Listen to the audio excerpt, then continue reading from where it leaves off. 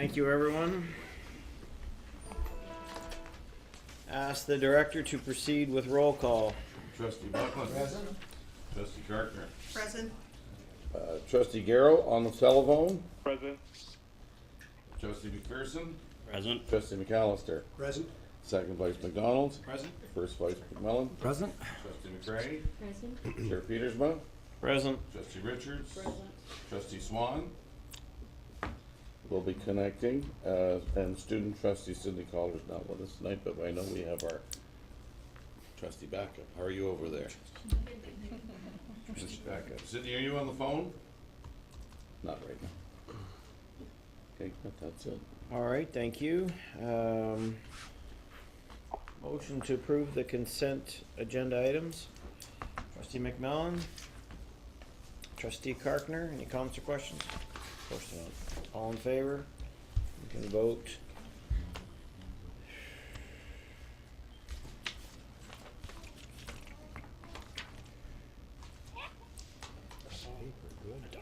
Okay, that passes.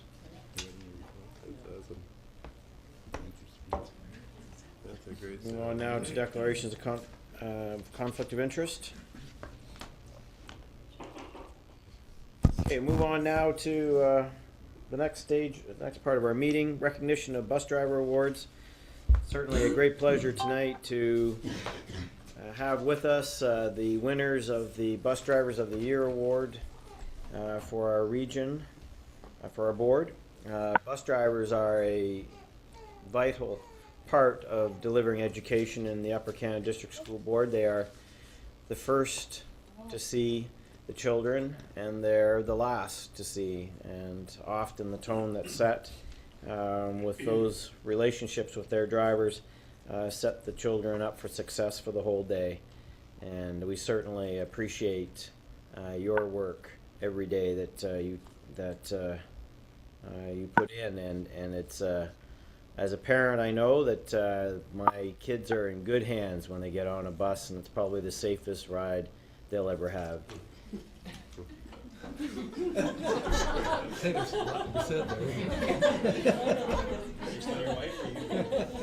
Doesn't matter. I just, I'm thinking about you guys driving, and yeah.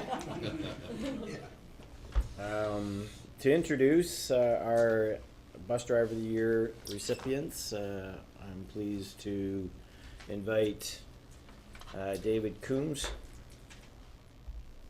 to the microphone. Superintendent of Weather. Superintendent of Weather and Buses. Just carry on now. Thank you, Chair Petersma. Thank you. It's a pleasure to be here this evening, and Chair Petersma has done a great job in introducing the importance of our bus drivers. As he said, that great bus drivers play a large role in the success of our students in our schools. They set a positive tone for our students right at the beginning of the day, and they help open their minds and hearts to learning. We're here tonight to recognize the finest drivers in the private fleets serving our board, the 2012 Upper Canada District School Board Bus Drivers of the Year. Our first award winner tonight is Roger Stanley. Roger is the 2012 Capital Region Bus Driver of the Year. Bus driving is a second career for Roger. He's a retired electrician who worked in both the private and sector and federal government. During his tenure as a civil servant, he worked on Canadian embassies in both Washington and Moscow. This grandfather of five began driving a bus in August 2004 and now works for Stock Transportation. In 2012, he drove students to Beckwith Public School and Smith Falls Collegiate and is known for treating children on his bus with care and compassion. Stanley's been married to his wife Lois for 38 years. He loves the company of children on his morning and afternoon runs, adding that keeping active and enjoying new work experiences keeps him sharp and vibrant. His attitude and work ethic have impressed those in the communities he serves. One grandmother of a student who he drives describes Stanley as the most caring and compassionate driver she has ever known. So for being the kind of driver we want starting off our Students' Day, the Upper Canada School Board is proud to recognize Roger Stanley as the 2012 Capital Region Bus Driver of the Year. Roger?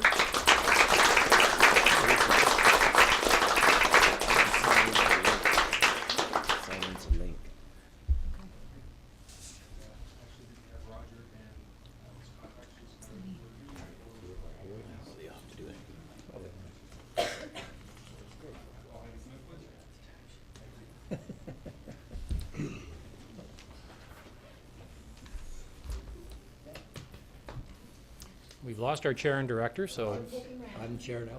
can I continue on? Yes, continue. Terry Nicholson. Terry is the 2012 St. Lawrence Region Bus Driver of the Year. A former forestry technician, Terry's in his third year driving school buses, serving Maynard Public School and South Grenville District High School. He says he enjoys driving because the children's get up and go and smiles get him through the day. One of the nominators, a parent of a student who Terry drives, said that every day the children are picked up on time and greeted with a smile and a happy hello, and their faces just light up when they see him. His bus is kept clean. He's always on time picking students up and dropping them off, and he has a bus buddy assigned to the little children on his bus so that they're tended to. I know that when my daughter is riding to and from school, she's in good hands and happy to be riding the bus, driven by a caring person who takes pride in his duties. So for his sense of caring and professionalism, the Upper Canada School Board is proud to declare Terry Nicholson as the 2012 St. Lawrence Region Bus Driver of the Year. Terry?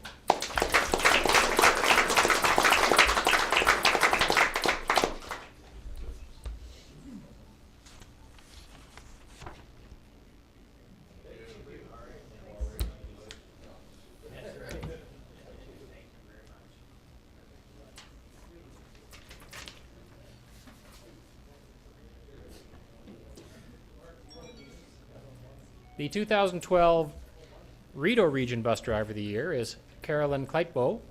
Carolyn's been driving a school bus for more than 7 years, and ironically, the mother of two swore at one time she would never be a bus driver, seeing as it was one of the hardest jobs with children that there could ever be other than raising your own. She started her career driving a van with students with special needs, and she wanted to drive them because her own son had special needs, and she realized the struggles with such children face. She wanted to be there to help them the way she helped her son. And now in his 20s, her son recently made the Dean's Honor Roll at his college, where he's studying computer science and computer engineering. Carolyn later moved on to the Big Yellow Bus, currently works for Howard Bus Lines in Athens. She drives students to Meadowview Public School and Athens District High School. One parent said, she treats children like her own. She has stopped the bus to get out and move tree branches off the road to carry on so her children could get home safely. Once she could not get through to one of the roads, so she took the children under her wing and walked them up the road to their home. She then returned to her bus. Returned to her bus and had to back the vehicle up all the way back to the main road. She takes her job very seriously. And if I was going to go to school, I would want her for my bus driver. For going the extra mile for her students, the Upper Canada School Board is proud to recognize Carolyn Kleitbo as the 2012 Rideau Region Bus Driver of the Year. Carolyn?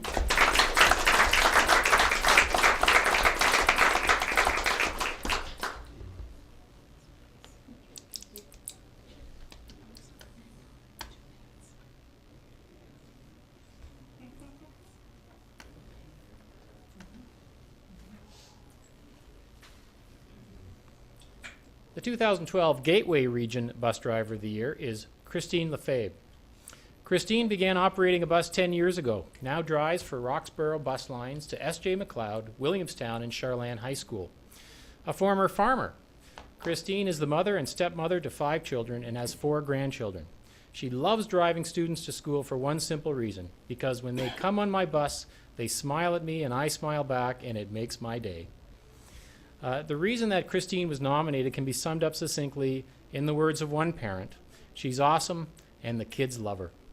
In fact, this is not the first time that Christine's great service has won her Bus Driver of the Year award. She won in a previous contest held by the board 4 years ago for Charlan Family of Schools, and she remains popular among her riders to this day. So for her dedication to our students and her inspiring kindness, the Upper Canada School Board is proud to declare Christine Lefebvre as the 2012 Gateway Region Bus Driver of the Year.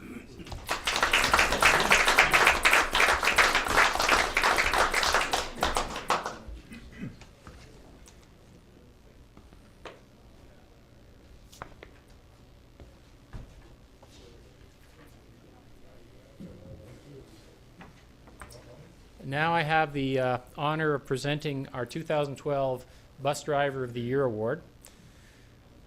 Gary Duffield, an amazing man, an amazing bus driver. Gary passed away just this past November. He's being honored as our UCDSB Bus Driver of the Year. Gary spent 25 years behind the wheel, serving many different schools in the Almont-Carleton Place area, including R. Tate Mackenzie, Almont District High School for his last 2 years. A family man, he began driving at the time so he could stay close to home in case his diabetic son required aid during the school day. Gary was so popular that he attracted over 350 votes in our online contest, and nearly 50 people took the time to comment about the positive impact this man had on their lives. One teacher wrote, "Gary was a unique bus driver. I taught for many years, and he always greeted each child at the end of the day with his warm smile and had a comment for everyone. The kids loved him, and I always felt good putting them on his bus. I knew he cared for each child. Gary was a very special person in the lives of many." One former student said, "I bragged about that my bus driver when I had Gary. All my school friends were jealous." Another former student said, "Gary was the coolest bus driver ever. Always made the drive feel short and fun." So for inspiring hundreds of people for his amazing service and affable nature, and making students' school days that much better, the Upper Canada District School Board is proud to declare Gary Duffield as the 2012 UCDSB Bus Driver of the Year. I'd now like to ask that Linda Duffield come to the front, officially accept the award on behalf of her late husband. Linda?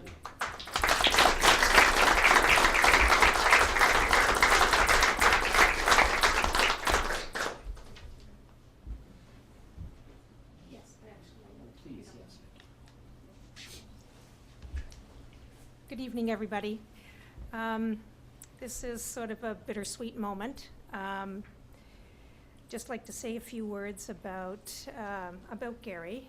You know, he always thought he flew under the radar, that he was going to go through life without being noticed, but he certainly had a presence about him.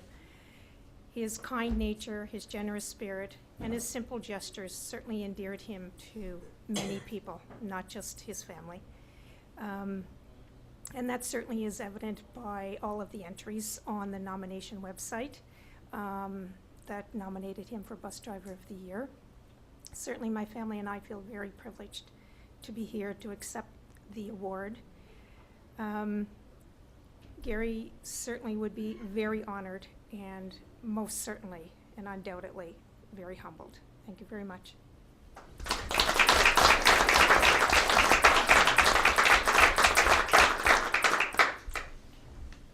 Thank you. Thank you.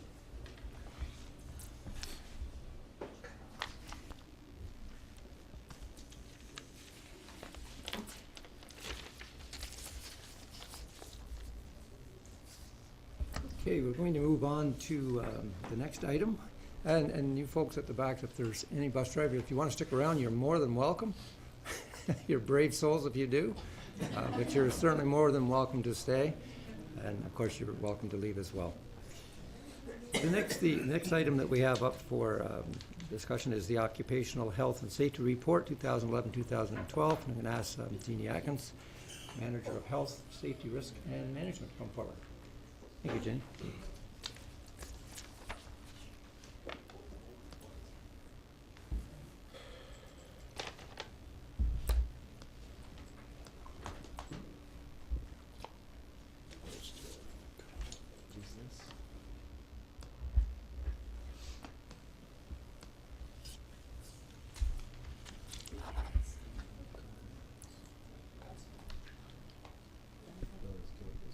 Thank you. Tonight I just wanted to provide some information on the occupational health and safety results for 2011 and 12. The internal responsibility system is a system within an organization where everyone has direct responsibility for the health and safety, and it's an essential part of his or her job. It does not matter who you are or what you do to contribute to the health and safety of the organization. Safe workplaces allow our employees to focus on student success. So the four main components are the employer, who has the responsibility for policy and training and providing hazard awareness, supervisors, who deal with the unsafe conditions in a workplace, respond to the hazardous situations, ensure that their employees are trained, the workers, who have a duty to work safely and to report hazards, and the last component is the health and safety group, who work collaboratively with the Joint Health and Safety Committee to deal with issues, provide objective influence, and make recommendations to the board. Tonight, the data I'm providing is provided from the School Boards Cooperative, and we are compared with our peer group. The peer group is a group of large school boards designated by payroll through the School Boards Cooperative. So if you're a member of the School Boards Cooperative, there's probably 60 different school boards, and designated large by payroll, then that would be in the large group, and that's the group that Upper Canada's in. So typically, we've had great results over the last 3 years, and usually 3-year trend provides a good performance indicator of how you're doing. We paid 15 cents for every $100 of payroll for our Workplace Safety and Insurance Board claims cost. Over the last 5 years, Upper Canada has experienced costs below the peer group, which is an exceptional result.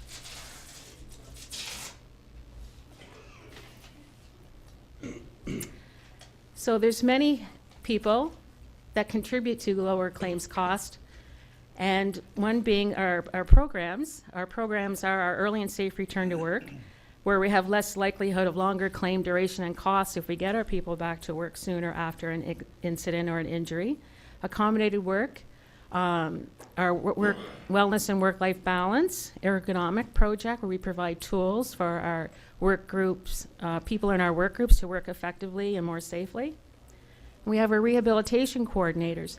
They help our employees with the administrivia of filing a claim, and then maybe helping them access medical supports. They arrange return to work. They implement our programs. They do a really good job.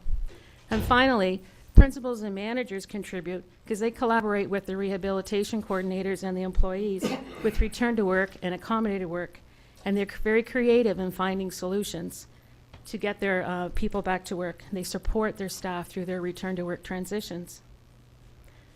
And we are recognized by the School Boards Cooperative as being one of the most consistent top performing school boards when it comes to cost claims management.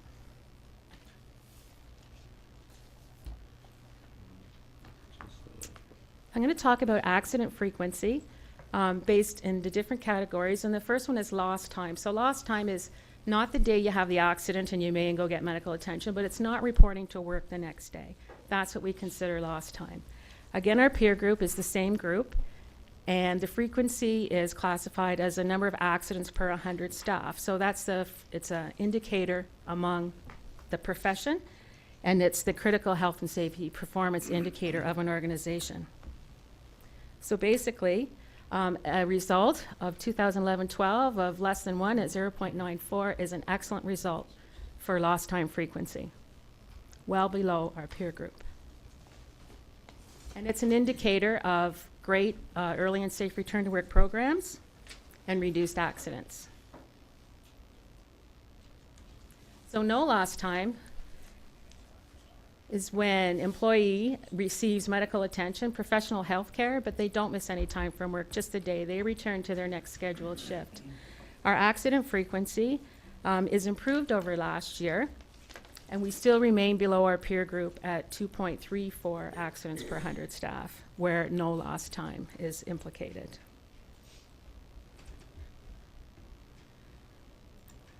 Combined accident frequency are the two groups I've just talked about together. And just noting that the lowest frequency in the last 3 years is an excellent result, and it's the best differential 2011 and 12 from our peer group that we've had in a number of years. So we're doing pretty well. What may be more interesting is breaking down the data by group, so by the work group, elementary teacher, secondary teacher, custodial maintenance, educational assistant, or other. And other really is the other group of workers who are small in their numbers usually, but they combine a great number overall. because that would be our principals, vice principals, board staff, childhood educators, instructional monitors, and all those other groups, IT support, finance. So it's a large group, but it's hard to break down the numbers any more than that because in themselves they are smaller groups. So there's two charts. First is the lost time, which I previously explained, and then the bottom one, the no lost time. And we're showing over the frequency over the last 3 years.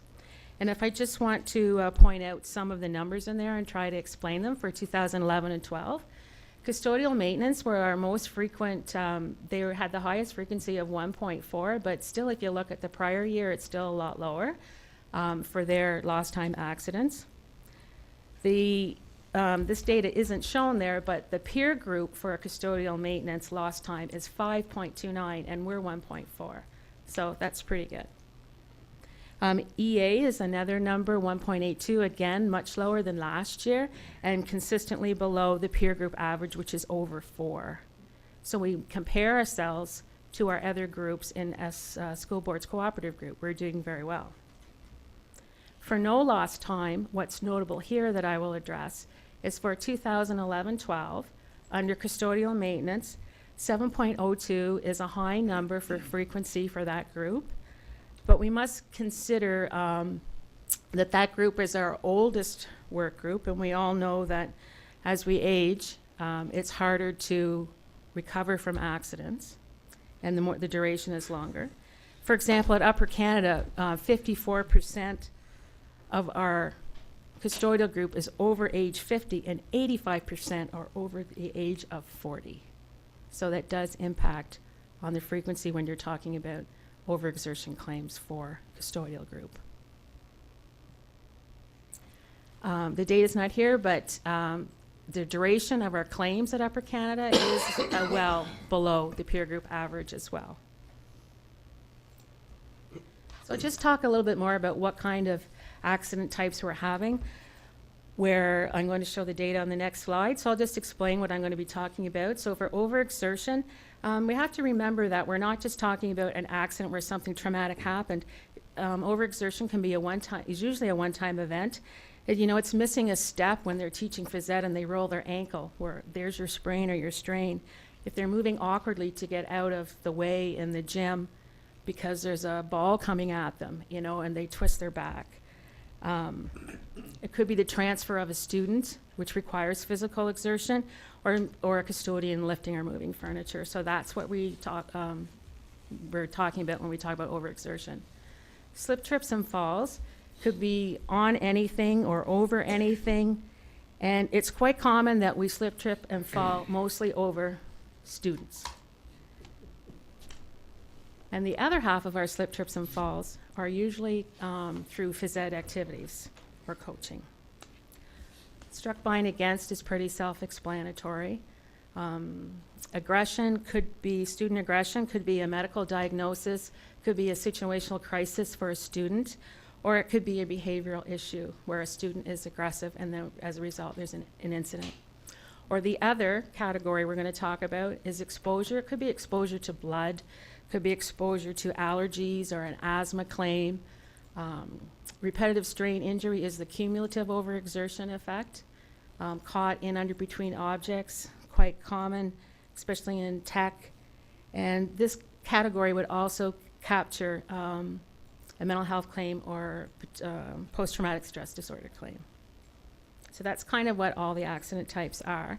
So then when we look at them, it makes sense that in the education world, the most common incident types are overexertion and slip, trips, and falls by the nature of our business. So I'll just point out a few numbers and kind of try to explain or put some information behind them. So for overexertion, educational assistants at 29%. Again, their demographic, their age is not as high as custodial, but it is high, which has an impact on their claims. Custodial and maintenance. So our action for that is we continue to provide the behavior management training system and offer them supports in the school, personal protective equipment. Custodial at 46% of the overexertion claims. Again, I talked about the age of this group. And that has an impact on their ability to recover from their injuries.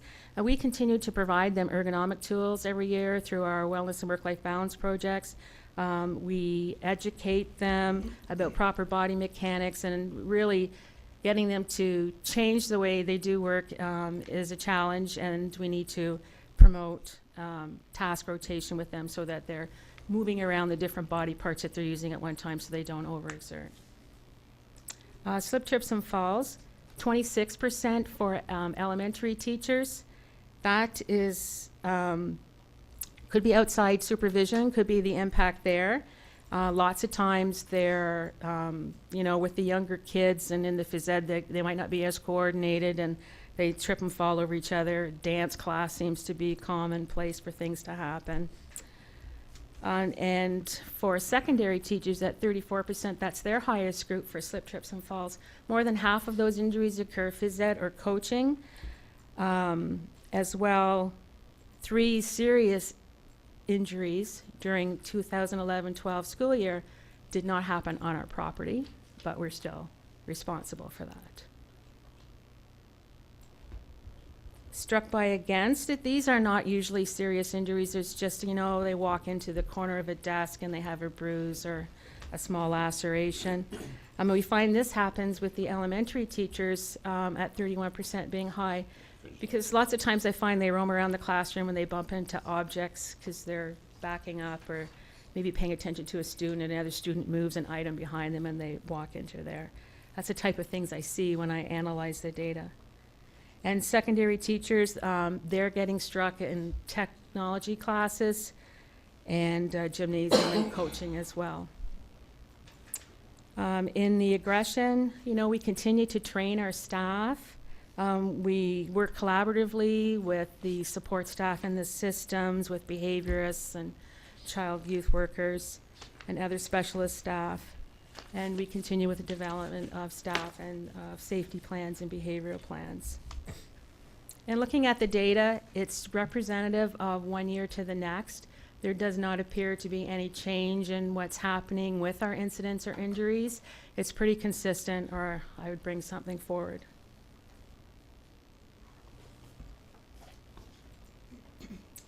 And finally, just some of the initiatives that we do as a system. We educate on our hazards and we provide prevention tips regularly. Other things that we can continue to do is promote our safety culture by every time we're doing something or making a change, we need to ask ourselves what safety impact this is for our staff or our students or our environment. We continue with training. We train our site safety reps at all our locations on how to do proper inspections. We do regular annual training on anaphylaxis and workplace violence, WMIS, all those things. Additional programs that we have, we do hearing testing and provide protective gear for our shop teachers and our music teachers. We do regular inspections, provide personal protective equipment when required. So we continue to work towards improving the safety culture at Upper Canada so we can have sustained positive results. Thank you. Okay, thank you. Trustees, any comments or questions?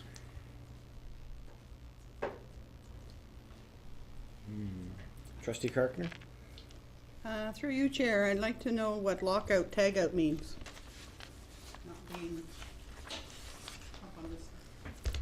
Go ahead, yeah. Through you, Chair. Lockout tagout is the electrical component where we lock out or tag out equipment that's not functioning properly so nobody can inadvertently access it. So if there's faulty equipment in a tech shop, we would have preventative measures so that it could not accidentally be turned on and someone be injured for that course. Okay. Trustee McAllister? Through you, Chair.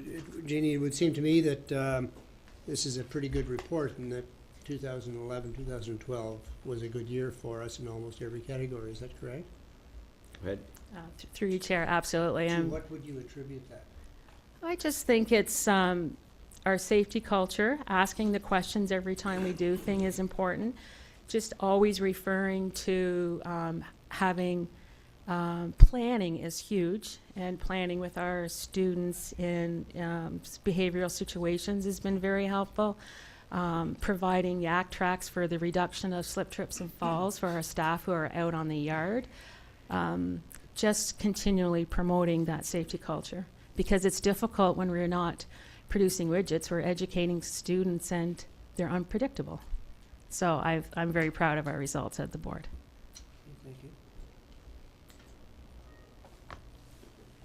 Trustee McDonald? Thank you. On your previous slide, you have aggression as one of the causes, I think, or injury type. I just want to clarify, that's aggression from students, not from teachers, right? Go That's ahead. correct. Yeah. And you'll see that it appears anyway that it's elementary and in EAs that typically are the leading, I don't want to say victims, or leading groups that are among that. On those particular areas, you said you do training around that. The training is to not put themselves into a situation where it would be aggressive, or how to deal with it if a student is being aggressive. Is that the type of training that's being done? Go ahead, Jeannie. Through you, Chair.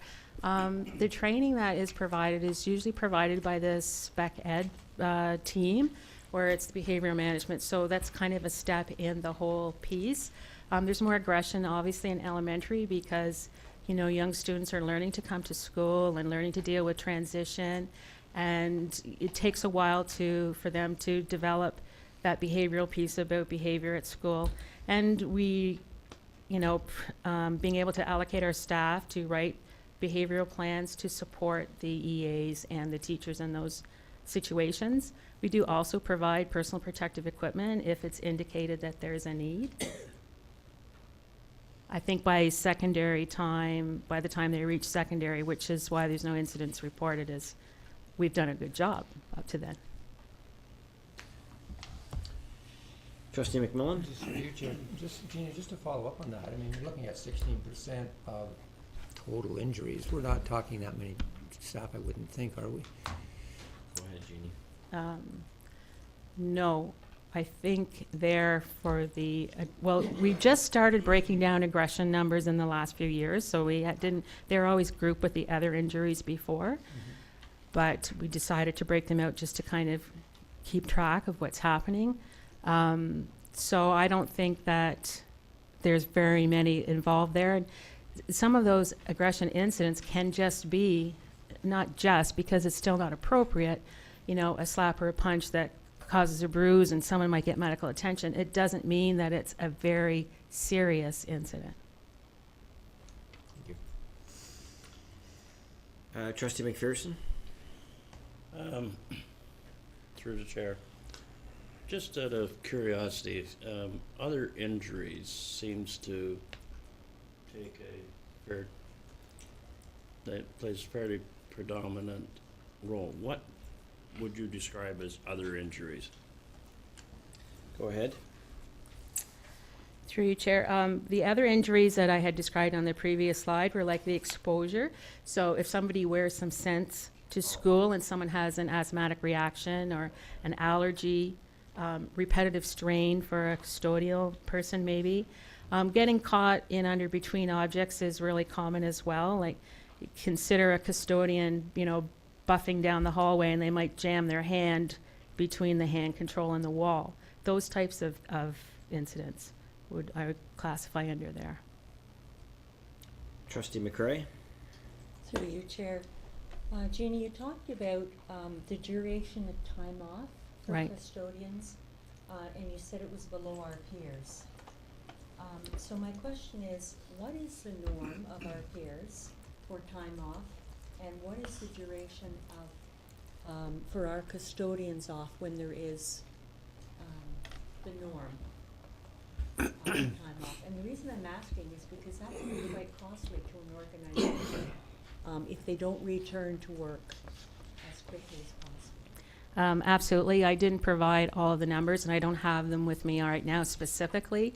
It's just recognized that our duration at Upper Canada is shorter than other boards for whether it's the 1 to 5 days off or if it's the longer term duration. And I think our credit there goes to the collaborative efforts between our rehabilitation coordinators and our principals and managers who work very hard to get our employees back to work quickly. You know, if you can't do all of your duties, that doesn't mean that you still cannot contribute quite positively to the environment. We always have students that can be read to and you know, if they're not able to do full duties. So we always can use extra help in the school.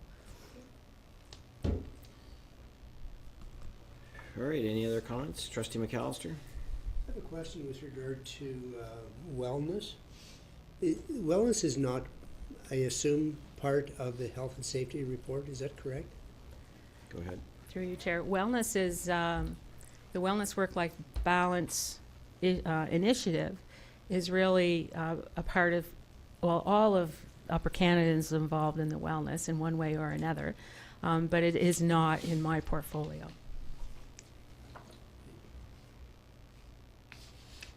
Okay, anything else? All right, thank you very much.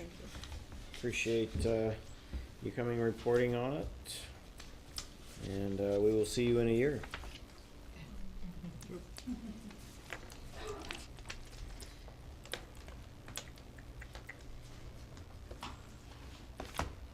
Okay, Director, it's that time of the year that you give your report. Now they need a couple of minutes to turn the audio-visual equipment over, so if you can find it in yourself, can you speak for approximately 5 minutes to introduce your... And there's no fridge. It's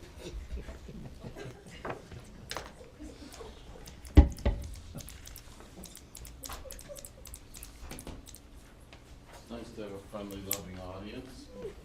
We are here. Stand up and rock out. While the director's getting ready, the floor's not yours yet, Director. Has anybody joined us online since the beginning of the meeting? Right now we have listed Peter Garrow. Lisa or Sydney, have you joined us? That we build courage and strength in themselves to succeed. Peter, I'm still Give on. them every opportunity Chair, I'm to here. see themselves. Who as was that? someone That who was can- Lisa? Trustee Swan, yes. And Yep, thank you. if you put your focus on them as an individual, you put the focus on them as someone who Who's talking? just needs that helping hand, and then they know you care, then the academics will come. We know what our goal is. We know what we're aiming for. And we know that it's going to require Magic trick. Boy, you really pitched your voice well there, Jeff. All right, you can start now. Thank you very much. Okay. You think I'm only taking 4 minutes and 10 seconds? You're wrong. Are you gonna pause this? Oh, I'm talking. Yeah. Thank you. Well, you're gonna take that back to the beginning, right? This would make it really helpful. All right, go. Clock has started. It's just a distraction. Well, look at us then. I'm not sure. Is this part of the plan to throw me off, communication department? Okay, good. Well, I'll get started as you go through.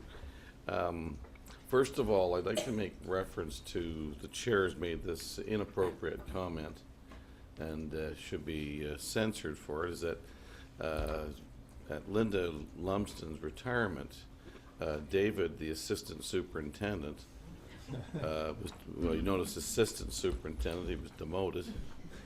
He made reference to me in an inappropriate manner. He said, I'd like to introduce the director. When he opens the fridge door, the light comes on, he talks for 10 minutes. And I thought it was inappropriate. Until then, he referred to the fact that he pulled out a Speedo and said he wasn't sure what Ian was going to do because he had a Speedo here and Ian was on his way to Mexico. And because that was even more inappropriate, David's now looking for work in Limestone. I'm trying to keep my sense of humor. The fact is, it's that time of the year, but really the director's annual report is really at the budget time, when the trustees ask the important question, was the budget compliant, and was it accountable, and did it get to the things it was supposed to get to? What I'm going to share with you is a couple of points for you to consider. But the fact is, I believe that 2012 was potentially the most distracting time I've ever given a speech in my life, with the background going on there. Let me. Okay.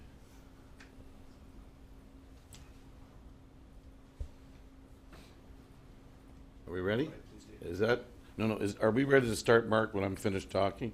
We should be, yes. Okay, good. What I'd like to bring to your attention, again, as I started, the budget is really, should be the director's annual report. I believe, with the press here or non-press here, this is a media exercise that around the province that kills trees, and I'm not so sure what else it does, other than it gives an opportunity for the director to stand up and brag about the board. And so I'm going to use it that time, but quite frankly, I think it should be done around budget time, when you can ask the tough questions. Did we actually do what we said we're going to do, and did we deliver on the promises of the strategic plan? But what I'm going to do right now is talk a little bit about what I'm so proud of.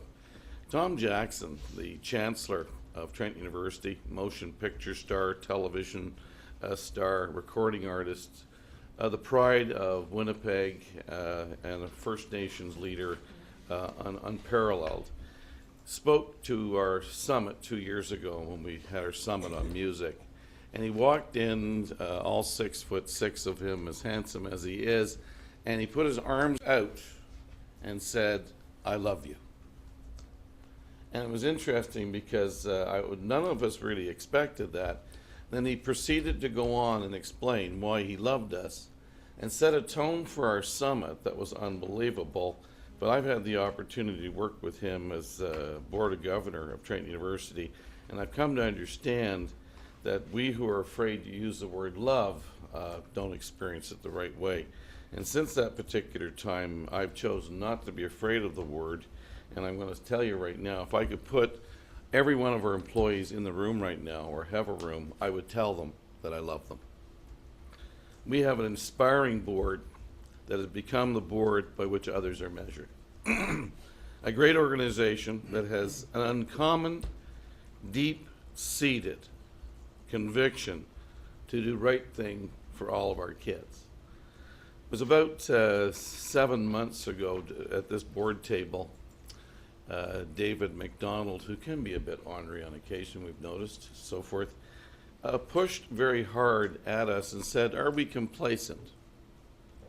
We've worked very, very hard to be who we are, very hard to be who we are." But David had visited a couple of other schools, a couple of the school boards, and said, "Are we really the cutting edge board? Are we the board that others are measured by?" And then David said something that the whole senior team captured, and that is, all means all. And so you take a look at the front page of the report this year, that glossy that has gone out, we'll use it with people. Please take a look. The title is All Means All. 90% graduation rate, 100% satisfaction with your journey with our board. All means all. During the last 2 weeks of deep reflection and spending a great deal too much time with the chair, who was with me for more, as a newlywed, I spent more time with him than I did my wife. We were at a hearing where we had a lot of deep reflection and talking about our board.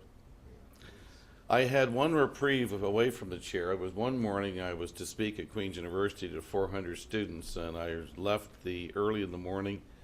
I raced up to Queen's University at about 105 kilometers per hour all the way. And when I got there, I had an hour and a half with 400 students to talk about why I loved education. And I started it off with, "I love you." I told them I stole it from Tom Jackson. But the reason why I started it that particular way with these 400 students, The person who met me at the door, a young student, explained to me that a week before they'd had someone come down and speak to them and talk about how challenging it was to get a teacher's job, and that probably only a handful of them might get permanent contract jobs, and the rest should probably look for all kinds of jobs.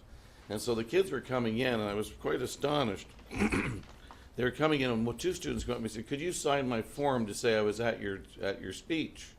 And I said, "You have to sign in?" I said, "No, I've lost my swiper. What we do now is we swipe to prove that we were in attendance." I said, "My goodness," so I signed it off and so forth.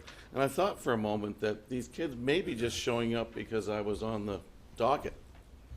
And I looked around, and they came in just the way they were. "Oh my God, I have to be here, but I probably won't have a job, but I want to pass."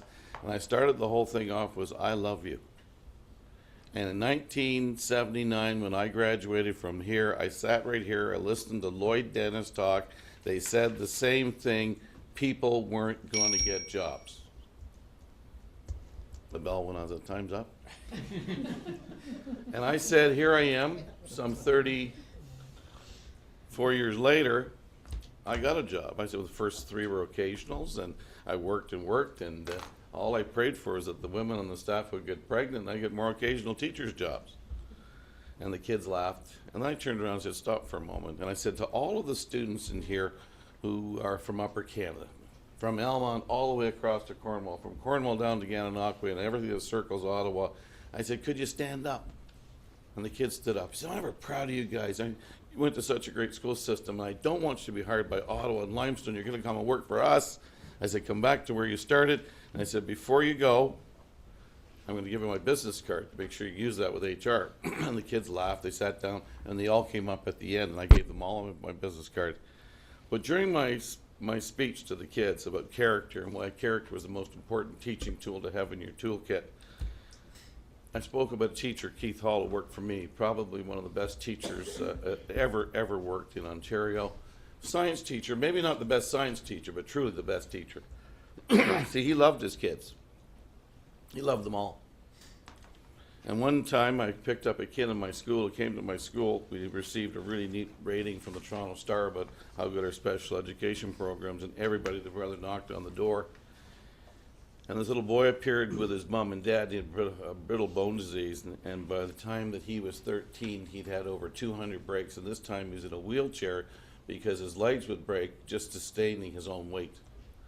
I put him in Keith's class because Keith is just the greatest guy in the world, and Keith would look after him, but I was afraid that this young man would be hurt in my school. Anyway, we soon discovered about November this was not the right place for him, and we organized home instruction, and Keith Hall did it. 6 hours a week he was supposed to do, but I found out over 2 years he used to average probably closer to 18 to 20 hours a week. And on the weekends, we took this young boy with him on camping trips and swimming things with his family, and went more than the extra mile. He loved this kid. Well, I was a bit of a taskmaster as a principal, and I used to have a staff meeting once a month, and I really wanted it to last 1 hour. I said to my staff, all 3:15 to 4:15, that's my time, and then on your way. And what happened was Keith was one of those great teachers who was never late, was on time, but this time he was about 10 minutes late, and I said, Keith, I'd like to speak to you at the end. And the staff goes, ooh, Keith's in trouble. And I said, Keith, I'll speak to you in my office. Well, Keith came in my office. He said, David, I'm sorry, I reminded your secretary, but I was out helping the family of the little boy who's got brittle bones. Their car was broken down, and I drove him to his eye appointment. I felt like a real slug, whatever. Anyway, I finished telling the whole story to this group of kids. I said, Keith Hall is just one of the greatest teachers ever, and it wasn't because he was a great science teacher, it's because he was filled with character and he walked the extra mile every day. Anyway, at the end of my speech, I was all finished, feeling pretty good about how things are going, and I created that standing ovation by the kids from our board coming down to see me, so I felt pretty good. And when I got down there was this very handsome boy, about 6'3", good-looking kid, coming to me.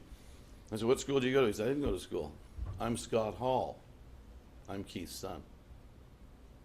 And the whole world, he says, you haven't seen me since I was 5 years old. So I stopped everyone and I said, freeze. Now, the story about Keith Hall, here's his son. And I turned it to young Scott. I said, you've got a job with our board anytime, anywhere, because if you're half as good as your dad, you'll be outstanding. And he smiled and looked at me and says, well, I think my new wife wants me to work in Peel. But anyway, the fact is that it just reminded me that on this particular time, our board, and the reason why I connect the story to it, our story is a story of love. And you're going to see some of it in this particular video, but more importantly, you're going to see it more and more in the conduct of our staff with our students. As you know, trustees and guests, I go to all the funerals of every child who passes away in our board and every significant person who I should attend. And sadly, a couple of years ago, I went to three consecutive suicides. And what's so sad about a suicide is that everyone at the funeral home is going, boy, didn't expect it. And then 3-4 weeks later, Susan will tell you, everyone says, there were signs and we just weren't paying attention. And so when we came across 2 years ago the Link Crew program, I said, this is going to help us to make sure everybody knows if someone is struggling. And how it started at North Grenville was about 5 years ago. I was there on a visit, and I was trying to figure out why North Grenville, in this crummy old building, why it was such a great school. And then I discovered it's because Ian Carswell had been principal there. But the fact was, why it was a great school was because the staff absolutely care about the kids. And I was interviewing staff and parents, the principal, and I got some students in, 6 of them that sat across from me, and I said, why is this such a great school? And the girl turned to me and she said, this is a great school because the teachers love us. Love us.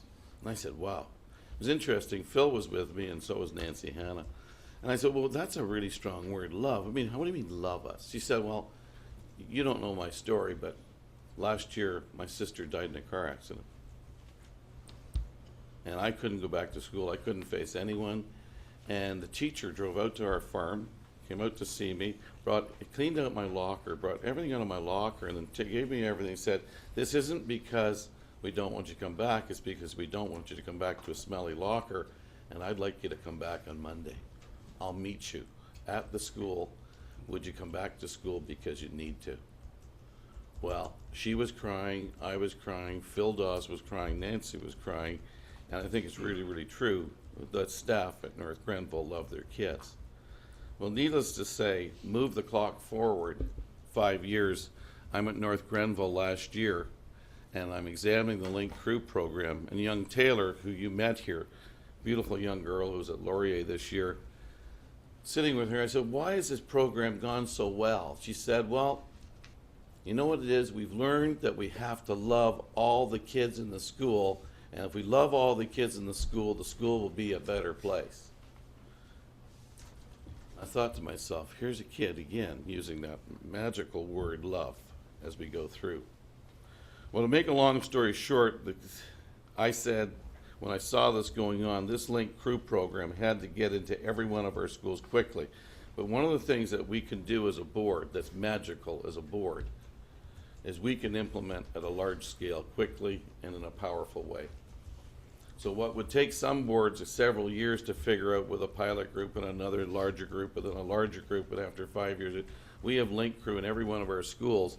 And I want to tell you why I feel so great about it. It's not because we're finished with it, not because we had a great day yesterday in Cornwall with every single one of our schools represented and staff members from every single school. Did you hear that? The rest of the province would like to say right now that every high school was sending people off on this type of thing, and we can say it.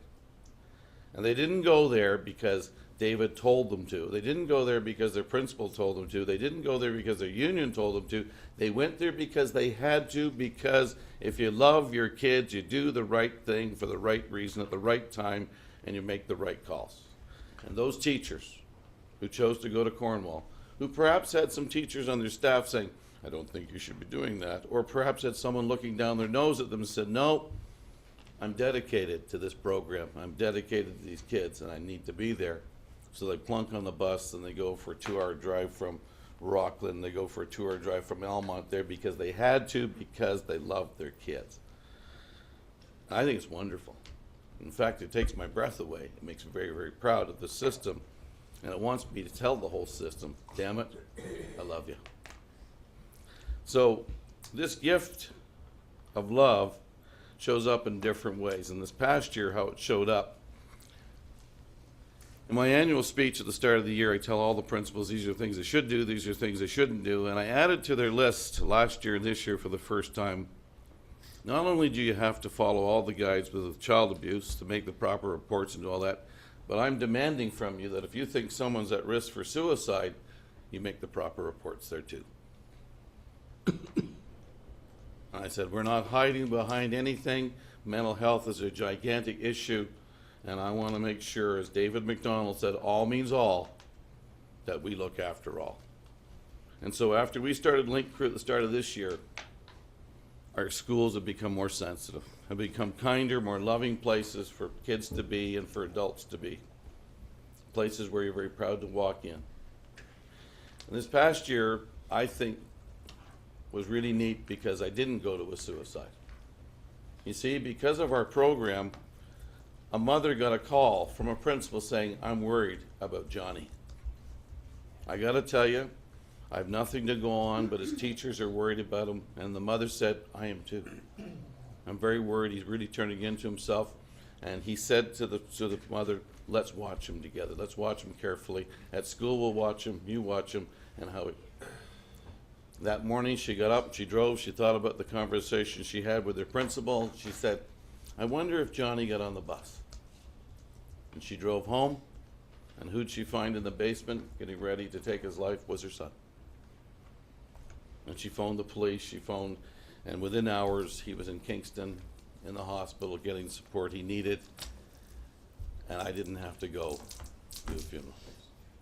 So if you think that that began with Taylor telling me that we should love all our kids, or did that begin with a young girl who said the teachers love us at North Grenville, did that begin with Tom Jackson having the guts to say to all of us, I love you?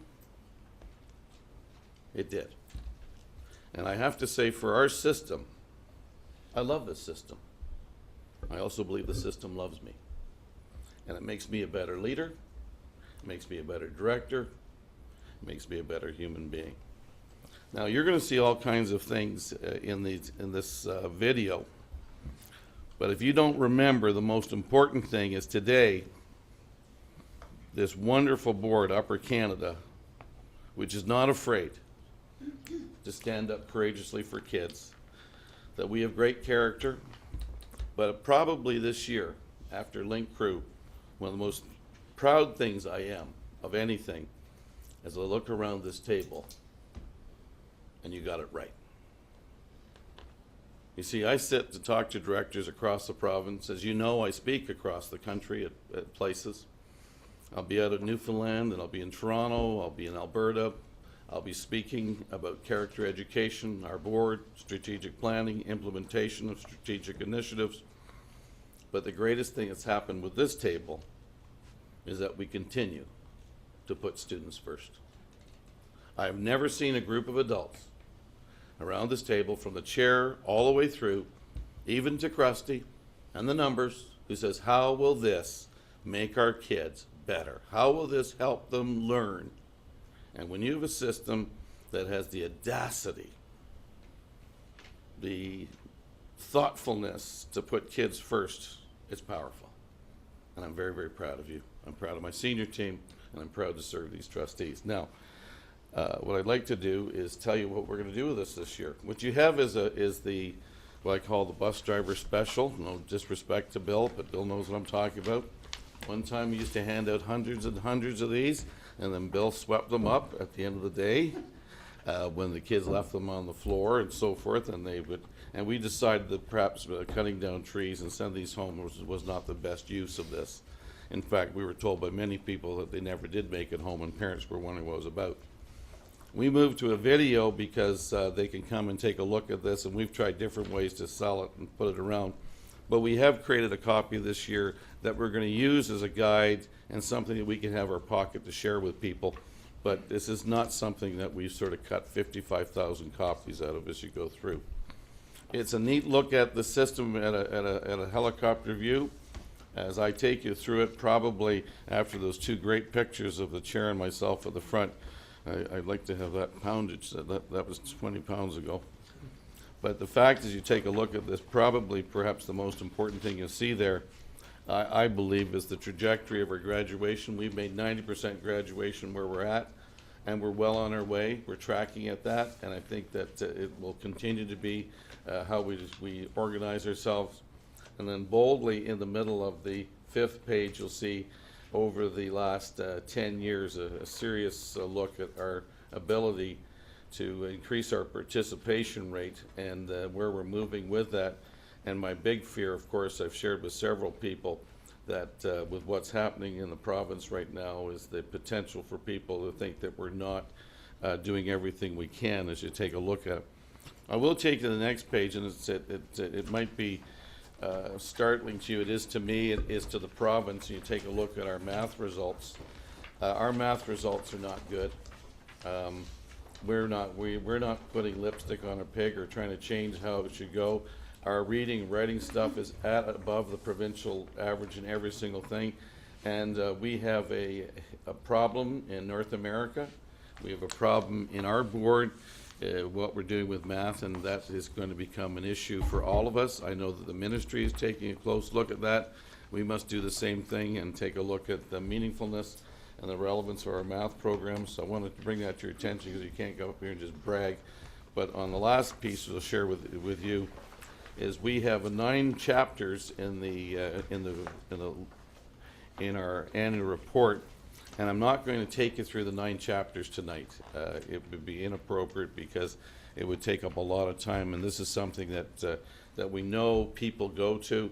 And in my blog that has, I believe, over 50,000 people who've been reading my blog, we're going to show you the beginning chapters tonight, the first 2 chapters, and what's going to happen is we're going to release every week an additional chapter, and I'm going to write a piece to go with that. And in my blog, Whitewater and Leadership, will come the 3rd chapter, the 4th chapter, the 5th chapter, and I'm hoping that all the people, and we have many people from our board who follow that, who comment that they'll pick it up that particular way, and then we're going to post it in our website so that anyone can go to it at any particular time and take a look at it, and you would see it. So what I'm saying tonight with the Director's Annual Report, in a very serious manner, I know I started it lightheartedly with the fridge light and the nasty comment about Ian in a Speedo. Ian will perhaps forgive me for that. The image I know has thrown a few of you off. But in all seriousness, it has been a fabulous year. I believe it's probably been the best year in the history of this board. And I'm deeply indebted to the people this side of the table. Today I was quite moved by them as they came in to see me, and they haven't seen me in about 2 weeks with all the work in Toronto. And I was so proud of what they do and how I lean so heavily on them. And then for Ian and Charlotte to say some of the kind things that they said, I do sincerely appreciate it. But sometimes we take our team for granted, and I hope I will never do that with this end of the table. Thank you for your hard work. And that end of the table, I think you should be quite pleased with how things are going. That wraps up that part of it. And what I'll do just before we show the video, Mark, I'd like to thank Communications for what they're doing. As you know, I've probably spent a considerable amount of my energy and time with Communications this year. We're very proud of the fact that we had our first, and we have created UCTV, and we had our first events on. We're also very proud of the fact we hosted a town hall for our trustee that we think is something that should go on regularly. We think it served you well, John.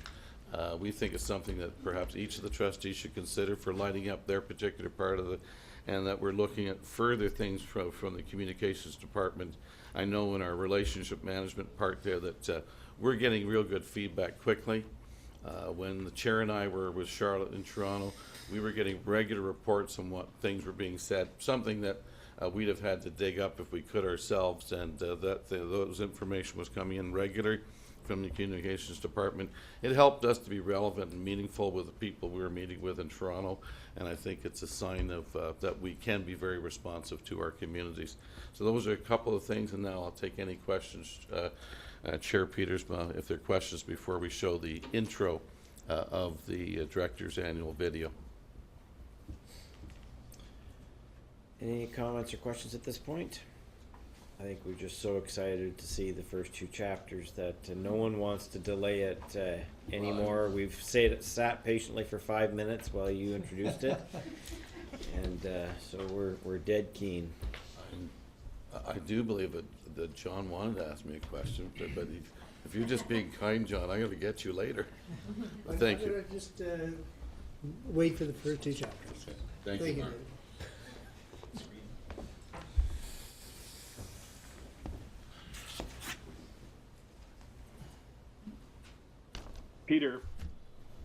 Peter, yeah. What an introduction.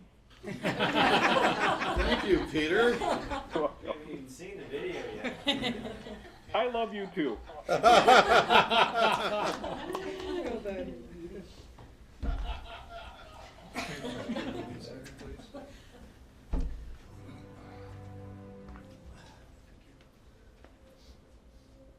This is laid back Dave.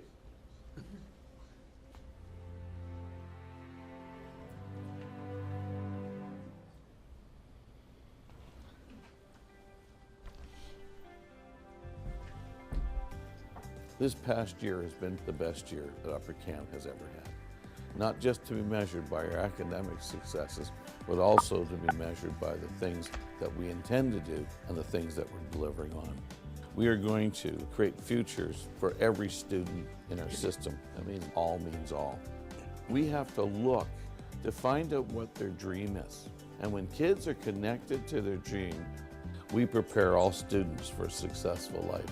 That's a powerful, powerful mission.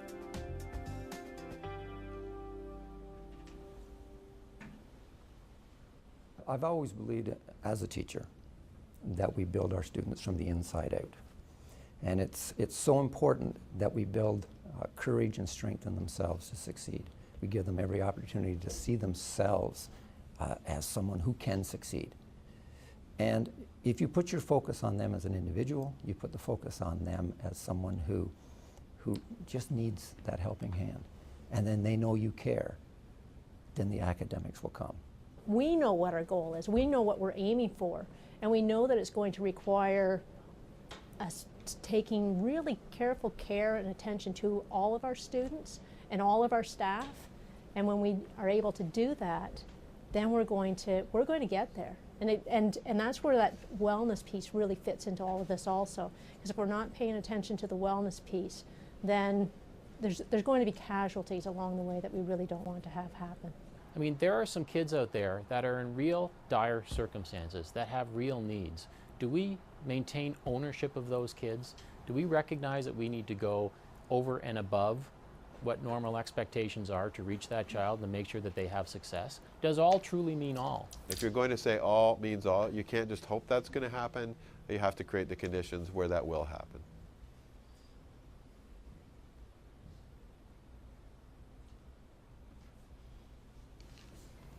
Do anything on that, and I found this program, and I just started to smudge, and then I made a dog, and then I lost it, and then I made another one. So the Special Education Review was conducted in 2012, and the Upper Canada District School Board was compared against 2 other demographically similar boards. And we were given then some data, some areas of focus to look at for our next steps. One part of the Special Education Review was to look at the screening process for our gifted students. And we have done so, and we have looked at the gifted protocol, and we have identified areas that we needed to improve in order to support our students with a gifted identification. So the key part, though, with any identification is the implementation of the program, and that is where we are looking at the IEP review. The biggest part that I'm proud of is our use of technology. Technology can give a child who prior to that would have to have somebody walk them through their class or take down their notes for them. Technology gives a child a sense of independence. It helped me with my reading and writing, so I didn't have to do it all with my brain. So a child can be in a classroom operating on his or her own, using the assistive technology that they require to access curriculum or to communicate. and students that were finding it more difficult to do their learning and get their written output. They're having more freedom. They're able to express all of their thoughts in whatever programs are best for them. They're able to dictate their thoughts through the iPad, or they're able to create a video or create a stop motion animation to show their teacher what they have learned. So I've seen a decrease in a lot of anxieties. I've seen friendships develop because one person's strength is coming out in areas that were not an area of strength before, and their classmates are now being able to see those good points about those students. So when we look at a child, we don't look at what a child can't do, we look at what a child can do, and then we build on everything that the child can do. Because we can see potential in every single child. We have transition plans for all of our students over 14. And I think having a transition plan where we're helping children focus on where they want to go next, so where do they see themselves after high school? And then if we help them through work placements, through co-op, through course selection, so that they are in the driver's seat for where they want to go. And for some students, it's just seeing a next place beyond high school and seeing that they can be successful in their career. And I really think when I looked at the special education review and I saw that they acknowledged all the hard work that IT has done within the school board and that our all means all is translating into access, I think that means a lot to me when I look at our school board. What have you discovered this year that you're most happiest about yourself?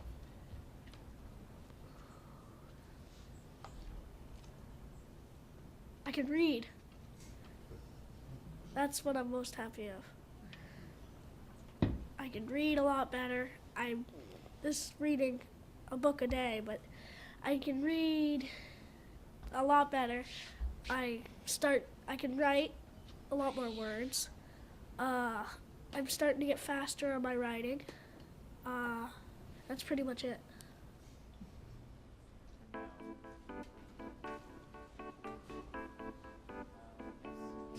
How was your thinking changed about your writing before you started writing to what you've done now? In the classroom, what it looks like is a student work study teacher really learning alongside students at the student's desk. So I'm just interested in hearing a little bit about your writing and having you share with each other and maybe ask each other some questions about your work so far. So do you think that hearing what other people are writing about, does that ever help you with your writing? So we might think we know what a student is thinking or the approach they're taking. We've got a lot more insight when we can actually listen in on their conversation. When you talk about it, you can concentrate because your brain knows what you're talking about.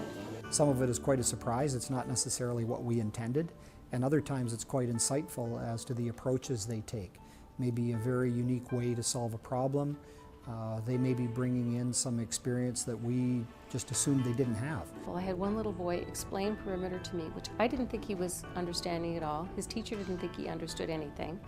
He actually went into a whole story about his father and how his father was a carpenter, and this is the reason he actually went around and why this was the perimeter, and he put it in such a real-life context that I recognized that that child, who we didn't think understood perimeter, actually understood it as such a deep, real-life context. We're now in our third year of involvement with the provincial student work study, and in other jurisdictions in the province that may only involve one or two teachers in a handful of classes, in Upper Canada we've really incorporated it into our hub work in collaborative inquiry.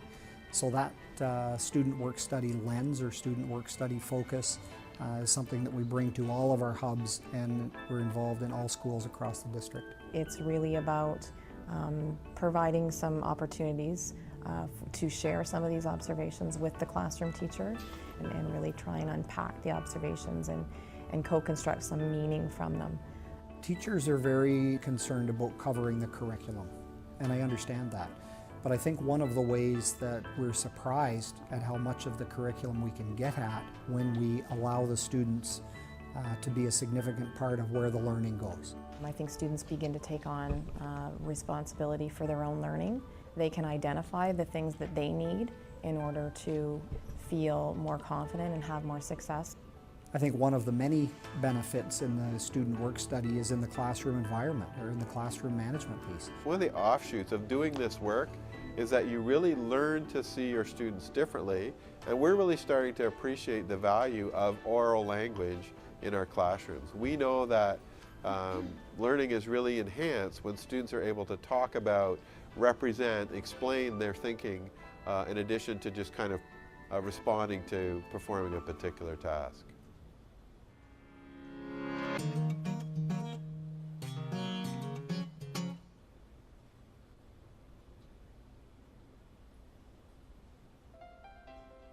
I was very excited when I got to Front of Young because instantly as a staff, we set a goal for ourselves that we wanted to be a high-performance school. And at the center of that was putting students first. I would say before I came, it already had lots of examples of that, but we continued to focus on character education and building strong relationships. We spent a great deal of time surveying parents and talking with students because student voice was important. After we experienced Tag the Top, we created a team called the Feisty Flames, and that team was focusing on authentic learning. We would review, we'd revise, we would reflect regularly.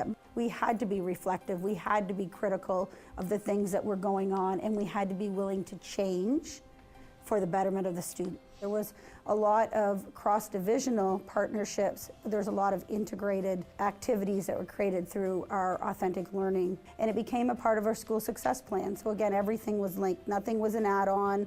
Everything was aimed still at the improvement of student learning. It's just creating that culture of care in the building where the students and the staff enjoy working together. There's high level of student engagement, and staff want to do what's best for kids.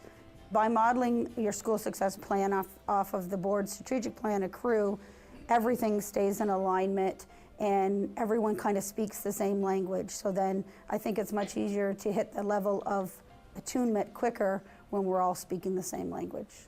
I think we really focused on making an open school, or really taking advantage of the openness and caring staff, enhancing our lines of communication with parents.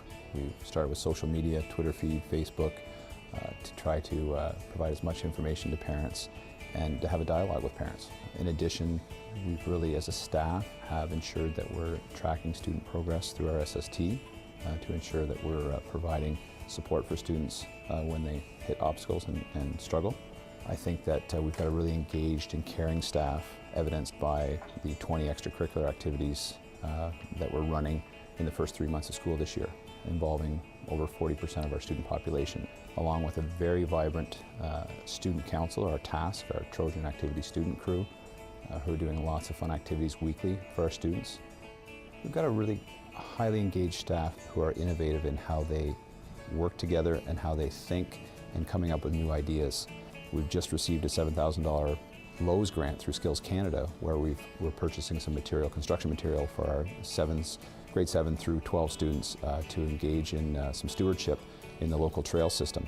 We have a music grant where we got a class set of guitars and some iPads where the kids are learning how to play guitar and then recording it. Again, it's leadership from the teachers to see an opportunity and to take the risk as a team to put out a proposal and then run with it and make it work for our kids.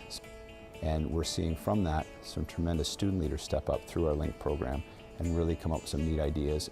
And I think that's very important. We've got some fantastic students here with great ideas, and we need to tune in and pay attention.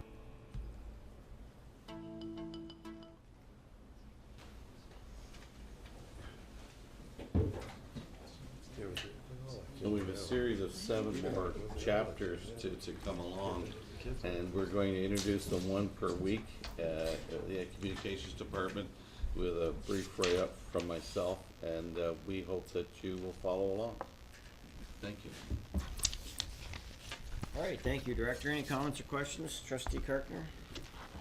I just have a question about this document that was created to go along with the presentation.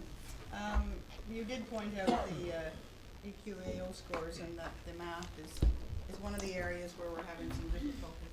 Are any of the chapters in your report referring to how we're addressing that situation? No. Is it mentioned anywhere? No, it's not. First of all, that's this year's work. The report's really about last year's activities. but I do, I know where you're taking this, that this is a serious issue that the senior team is working on right now, and I also know that the province is working on it. It's their issue.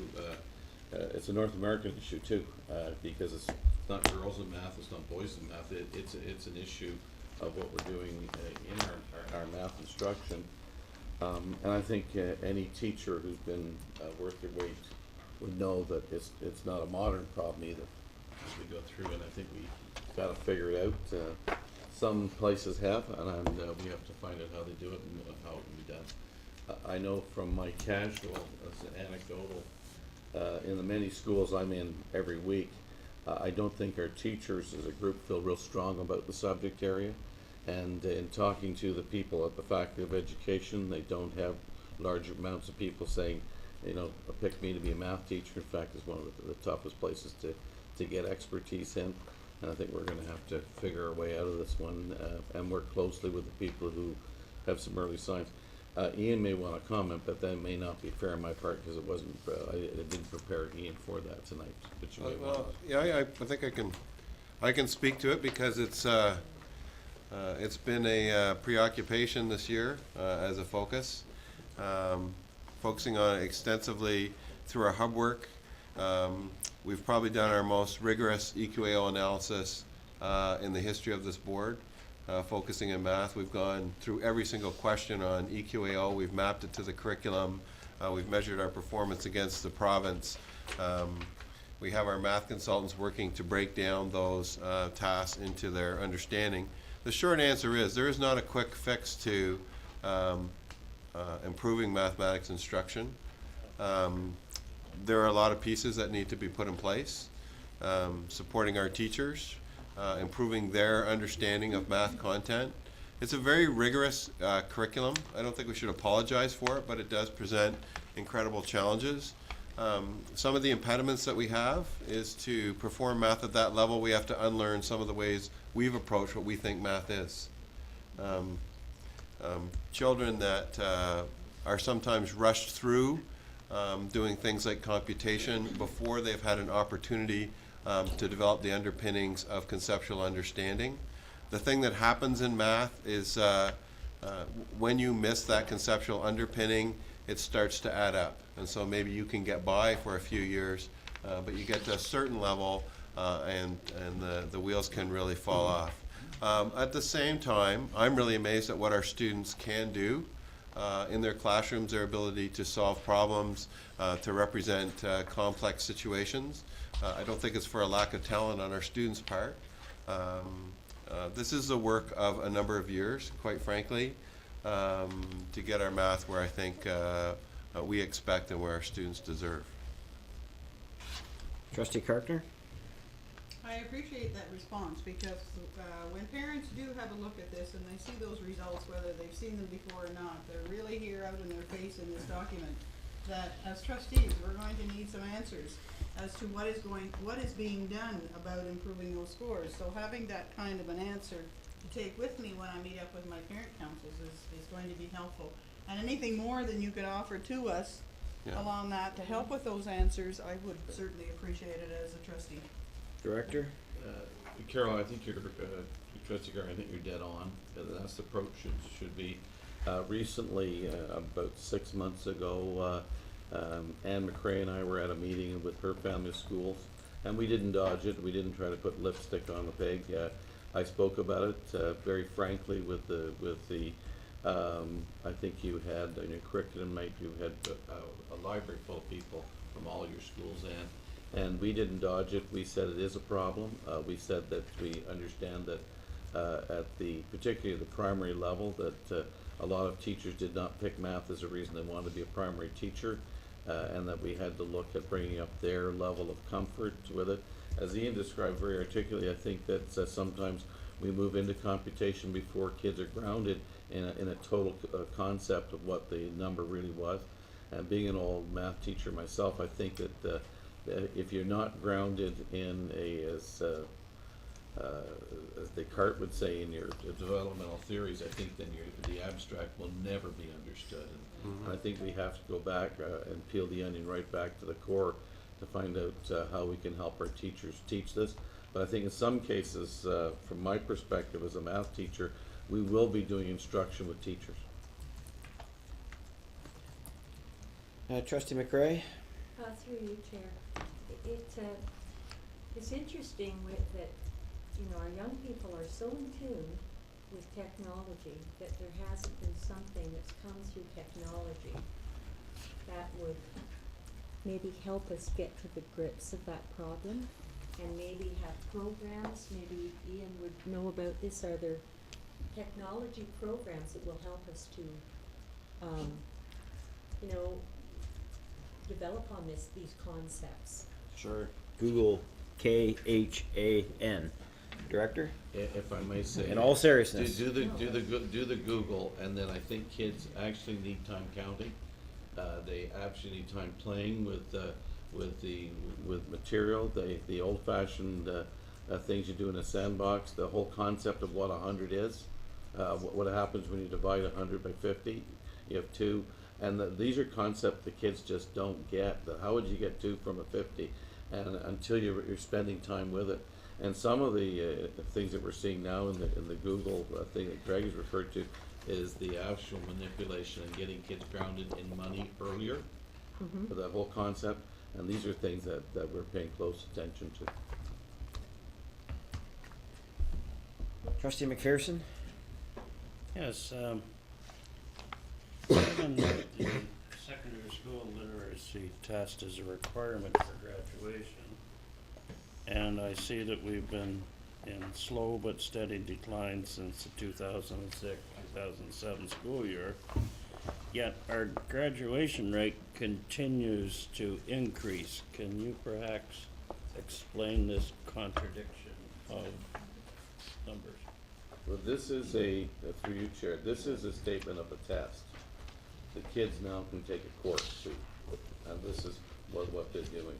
And I think to the kids in the class, they know that may not get the test, but we're going to get the course, and Ian may want to take it further. Yeah, what you see published there are first attempt results, and there are now multiple pathways by which to do that requirement. Many of our students are successful on their second attempt or through the OLC credit course, and there's even a mechanism to have students be able to adjudicate if they can prove that they can do it in another way. So there are other ways to up that number prior to the walking across the stage for graduation.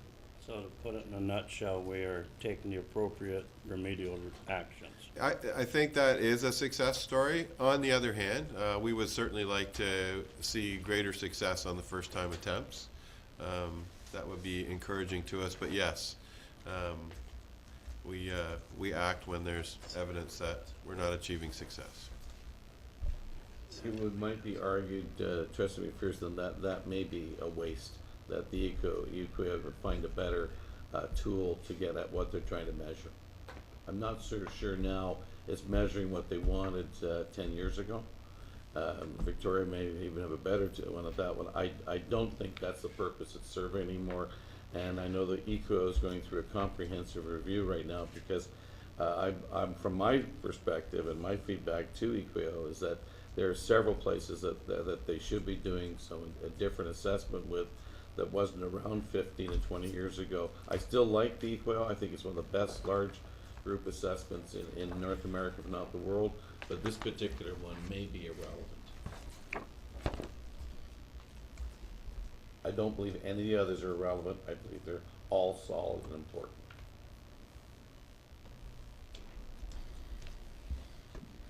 Trustee McAllister? Is this report available to us on DVD so that we can use parts of it? Yes. For school council? We're making it available too. Second question, if I could. In chapter 9, you talk about what's next, the strategic road ahead. Would you care to elaborate on it?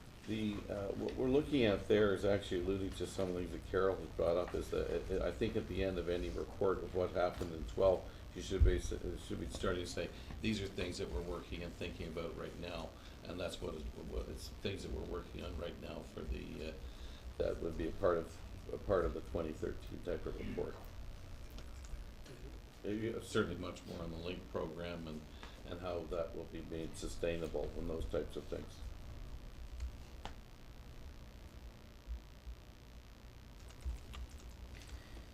You know, it's always, I mean, this could easily turn into an extended EQAO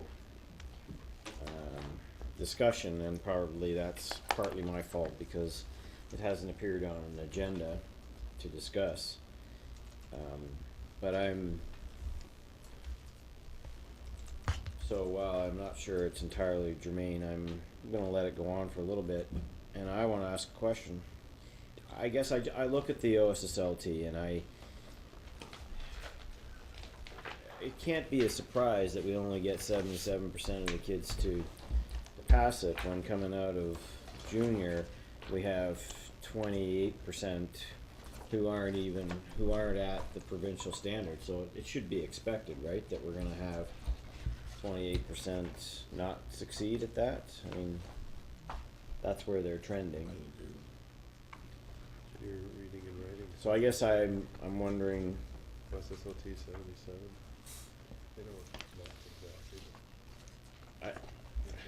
We had 84. Why don't we have 84% of kids passing on the first crack now? My professional judgment is that it's not do or die now. It's not one attempt and okay, too bad. Now you've got, as Ina said, you've got 4 or 5 pathways through now. But it all does. How many of those pathways limit what a child can take in grade 11 and 12? And if they're taking one of these credit courses to pick it up, that's something they're not taking a science or a history or something, right? Am I wrong in that? Yeah, because it can count as an English credit. Yeah, I realize that, but it's but you're catching up, right? Course. You're catching up rather than. I mean, I understand it's a credit, but it's not a grade 11 English credit or grade 12 English credit. It's a recovery credit, which means it's being taught at a much lower level than 11 or 12, right?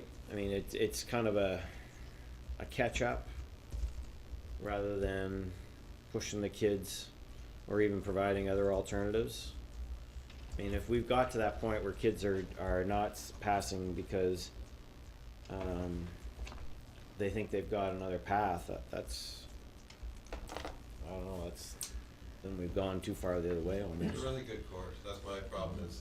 It's a great learning opportunity, and for many of our students, it's a very beneficial experience on their route to competency in expressing themselves in writing. Okay. And then maybe then it begs the question: why don't we teach that course in grade 10 or grade 9? I mean, if it can help. Trustee McPherson? I'm just wondering, has the test kept pace with the time, picking up on something that Ann said? Our kids today are so much more computer literate than they were, say, 7 or 8 years ago. Is this test still the old standard of sitting down with a pencil in one hand and at a desk? Yes. And I'm just reflecting upon my own experience as a parent of the difference between my son being able to sit down and do a test on an iPad versus sitting down in a desk and doing it on paper. Like, has this test evolved with the students, or is it still the old-fashioned style?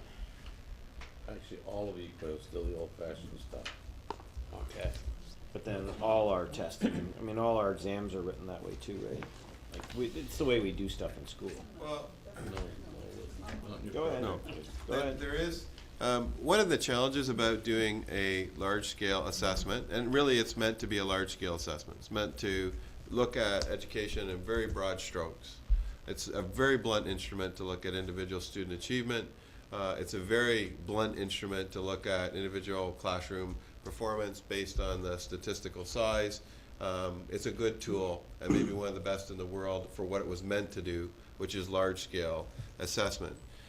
There are lots of cautions in the interpretation. We try and wring out good information from from that, again, at a broader level. It's a snapshot in time. When you look at the breadth of our curriculum, there are little pieces that get pulled out of it. There's an absence of the ability to measure oral language, for example, which we see as a very critical competency for many of our students. So it doesn't even have the ability to do that. So sometimes I think like asking it to be the Swiss Army knife of all the things we need to understand about how our kids are doing is a bit of an error.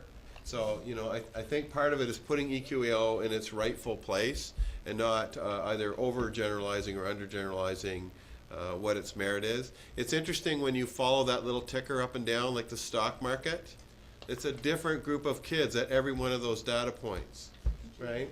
It's not showing you, it's measuring how tall those kids are in that year. And if I were to take this and take out academic achievement and just do the average height of grade 5, I think you would find from year to year that you would have some fluctuations. So from that, you have to determine what was it that you did that determined whether you had good growth in that particular cohort. Was it nutritious food? Was it vigorous physical activity? What were the things that you did that added to that piece? So again, when you watch the needle go up and down, and what is an acceptable range of variance? What's just normal up and down when you're doing a good job? So part of it for us is to find out where are we starting and where are we ending up with a child. That's really the ultimate performance measure. Where did you start and where did you finish? That's really how we can judge whether we're having a difference or not. So that's information that we have to really kind of collect for ourselves.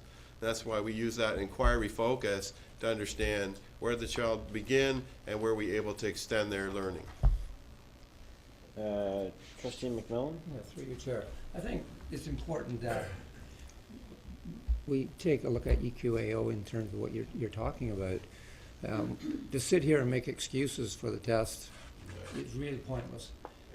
There's a huge signal across the province, a huge signal across North America that what we are doing is not keeping pace with that subject in particular globally. And I'm very proud of the fact that we as a board can openly admit that we have an area of concern.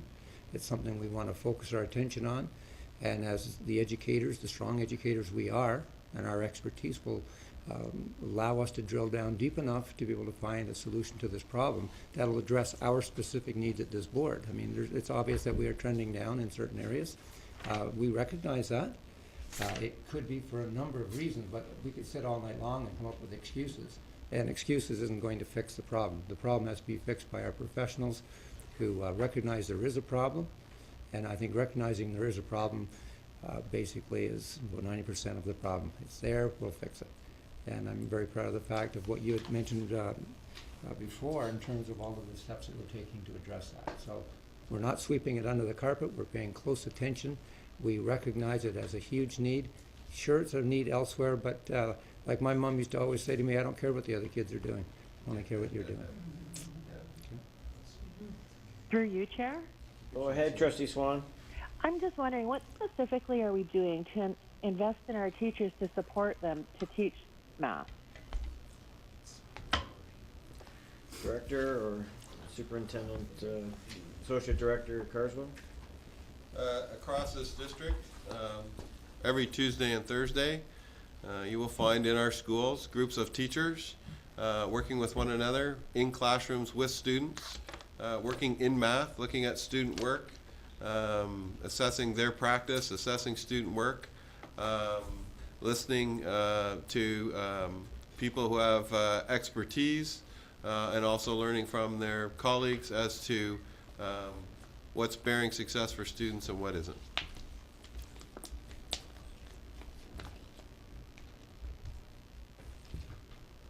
Trustee McDonald?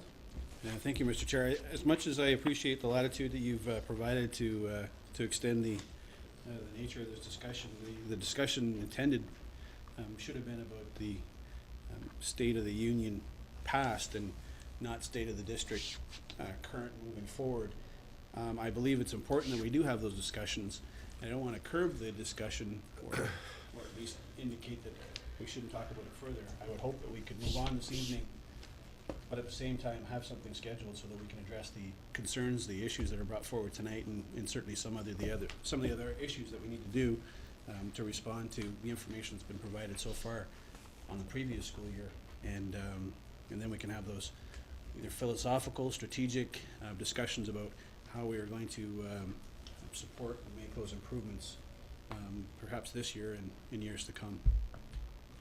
All right, thank you, Trustee McDonald. Any questions not related to EQAO that you'd like to ask about the Director's Annual Report?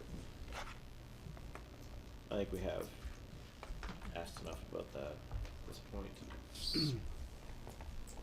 Okay, so when will the completed videos be made available to trustees? When can that happen? Once a week, and I really hope to be. Oh, so you're gonna wait until you've got them all rolled out before the trustees And it'll be once a week. have them? Oh, no, we could put a set together for all the trustees of all the things, put that in the box. But to the system and to the wider audience, once a week through my blog, Whitewater and Leadership, and for the trustees, we can put the whole 9 chapters in once we have them all organized into individual CDs. Sure, and I assume that you did not print 50,000 of these? No. So can we have PDFs made available to trustees so that they could use them as they see fit? I see some nodding at the back of the Yeah. room that can happen. Okay, awesome, that's good. Anything else, trustees? Okay, well, thank you very much. I didn't see myself in there. You did cut me out, didn't you? In the video? Well, we'll wait and see. We're saving the best for last? Well, we weren't sure it was a good hair day. I know, it's still in post, right? Yeah. Okay. Thank you very much. I'll move on to something even more scintillating, and that's a debenture bylaw 14.25.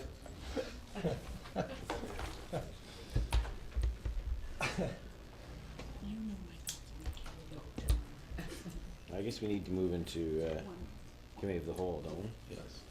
Any motion to move into committee of the whole? Trustee McMillan, Trustee McPherson. All in favor, just raise your hands. That's good, thank you. Okay. So, yes, now move on to this debenture bylaw. This is an introduction. You want to say anything about it, Superintendent of Business Rick Gales? This is the normal process, projects, capital projects that are completed in the previous year.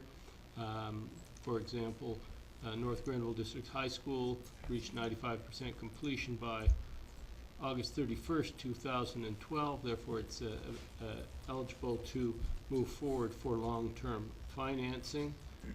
It had been paid for through short-term financing from the banks. And now we can make that permanent through the Ontario Financing Authority along with some other projects. And this is a report to let the trustees know that this process is going to unfold. We will likely have the final documents toward the end of the month. So at the next meeting 2 weeks from now, we'll be approving that, requesting approval of that bylaw. Okay. And just for clarity, for once this debenture is in place, it is supported 100% by the grants from the province, correct? That is correct. Okay. And this was for, I don't know whether you mentioned it, this is for VCI, right? No, this is for North Grenville. North a little Grenville, bit of sorry, yeah. VCI and some leftover capital projects, good places to learn projects. All right, any comments or questions? This will come for a board vote next, we're not doing it tonight, right? We're doing it on the 27th. Okay, thank you very much, Superintendent of Business Rick Gales.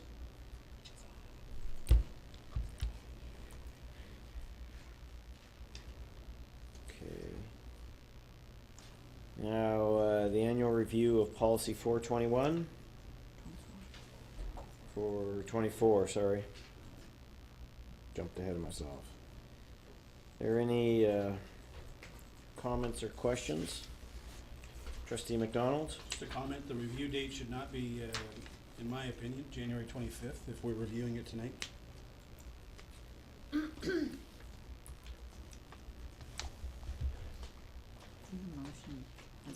January 13th. Yeah, but the policy itself has a review date of January 25th. If we don't review it till this meeting. That'll Yeah, be that's from changed. 2012 though. That'll be changed Okay. once it's passed. Pay attention. Okay. There are no comments or questions. Just have a question. Oh, sorry, Trustee McAllister, go ahead. There is a new ministry guideline with regard to health and safety. And I think it's going to take effect January 1st, 2014. And all comments and whatnot must be received by July 2013. At least that is what I heard in the conference call today with the Office of the Policy Work Group. I was just wondering how this report or these new guidelines will impact on our occupational health and safety policy. Ms. Atkins, do you have any information on that you could share with us at this time? Excuse me, through you, Chair. I haven't been advised that they've actually confirmed the legislation going forward that's about the training for all workers and supervisors. We do cover training in our policies and our procedures and our programs, and we'll incorporate that once we have the information finalized. Okay, thank you. Okay, thank you. Are there any other comments or questions?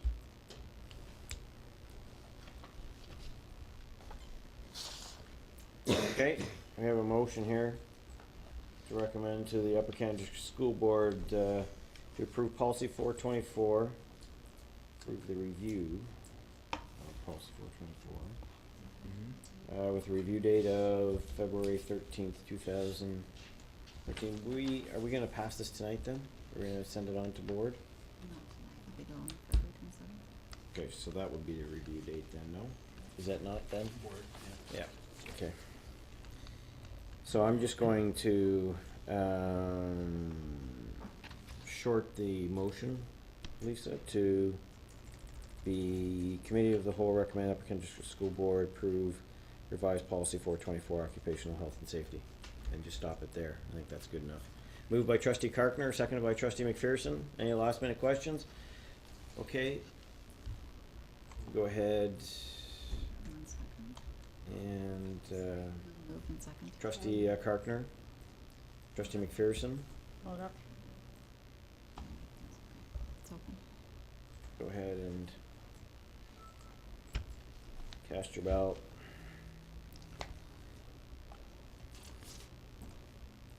Okay, that passes. Move on now to 421. Any questions or comments on this? I'll move it. Moved by Trustee McDonald, seconded by Trustee McMillan, that the Upper Canada District School Board, that the Committee of the Whole recommend the Upper Canada District School Board approve revised policy 421, violence in the workplace. You go ahead and cast your ballot.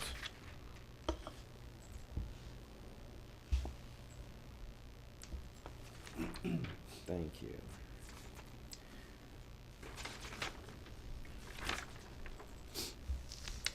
So that pretty well wraps up your responsibilities to the meeting. Is Atkins, or she left? One more. No, there's one more? 226. Oh, okay, I was trying to get rid of you soon. I could see you were impatient, wanting to get home. No, that's not fair. All right, workplace harassment. Any comments or questions on this one? Someone move it for me. Trustee McAllister, Trustee McCray.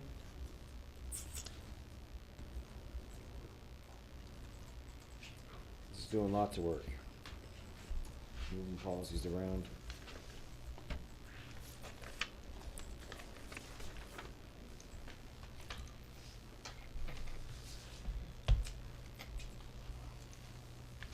Okay, that passes. Sure. So that concludes your maiden meeting. Thank you very much, and we'll look forward to seeing you in the future, and at least, if not sooner, we'll see you early next year. Thank you very much. Okay, item placed on the agenda at the request of Trustee McAllister. Who has John, lost his notes at the moment. Can I come back to that for a second, Chair? Do you mind? I just had my note here. Okay, well, we can do it after the private session. We're gonna move into private session. You have a motion to move into private session? Trustee McCray, Trustee Clarkner.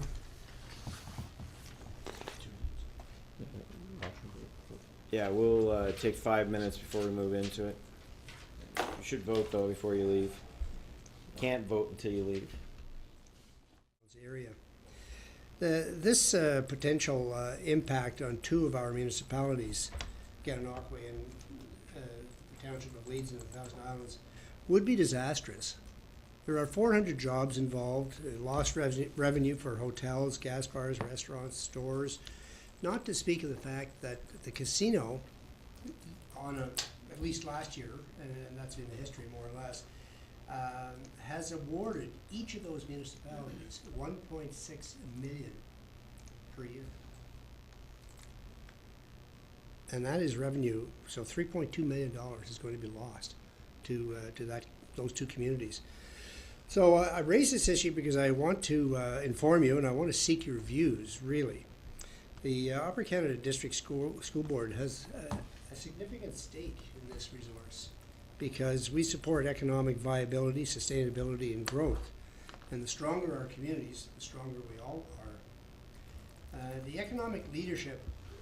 economic leadership is not new to the Upper Canada District School Board. As in the past, we have conducted an economic summit. Charter 43, entitled Integrating Community Supports for Our Students, has the objective of, quote, developing a framework to help schools build strong relationships with communities, agencies, and support student learning and wellness.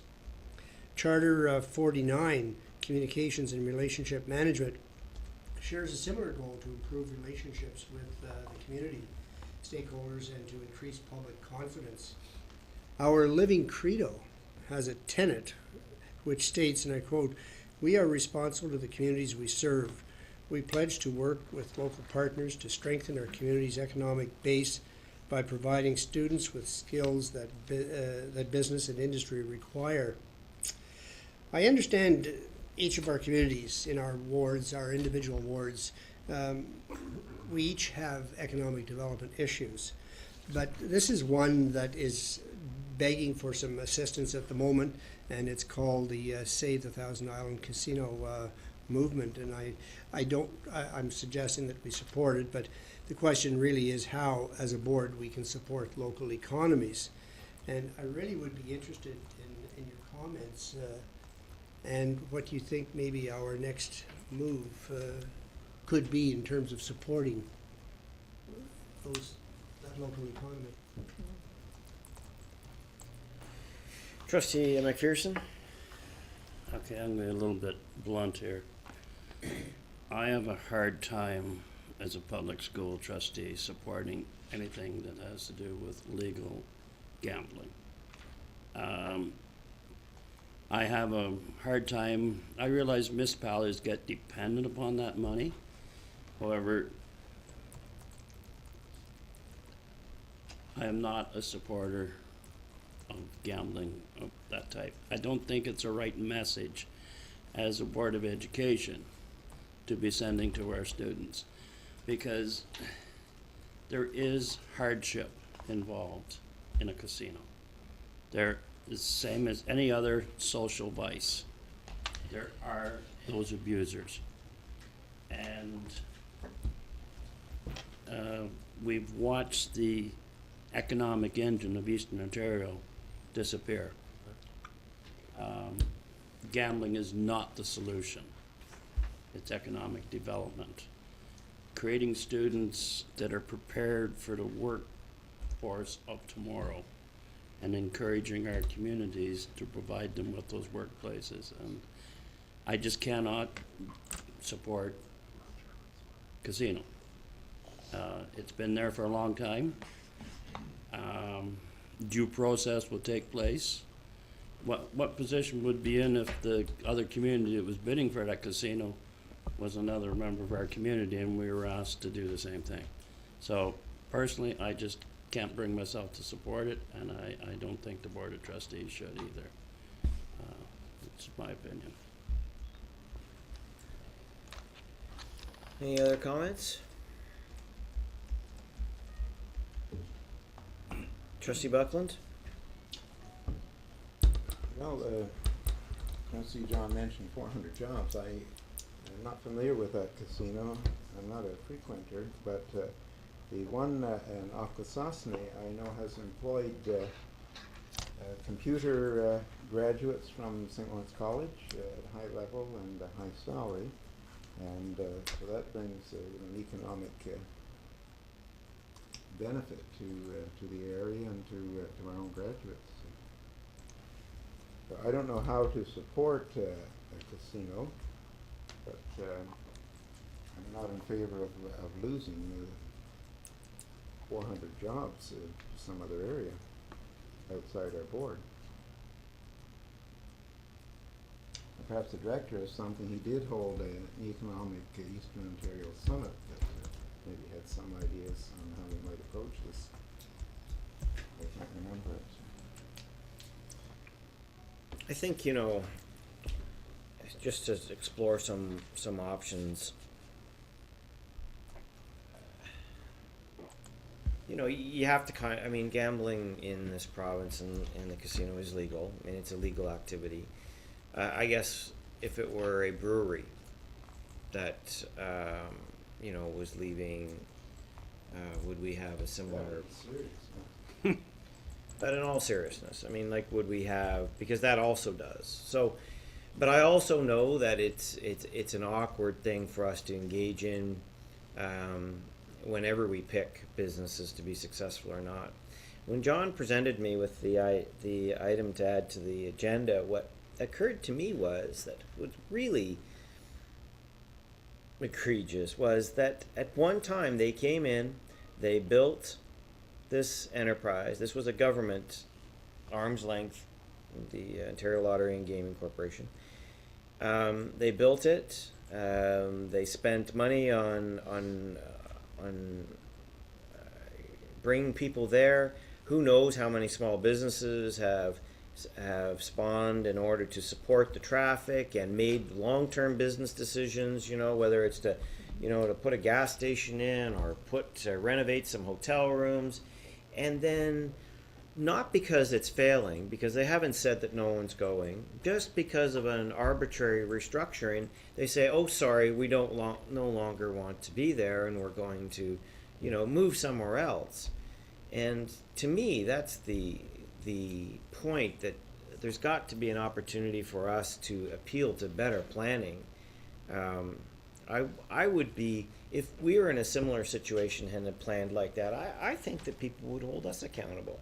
The problem here is, who do we point our finger at? Who do we grab a hold of and say, what were you thinking? Why did you build it here if now, it hasn't been open that long, has it? It's what? 11 years, so it's a new enterprise. It's not, it seems successful if they're making payments to the local municipalities.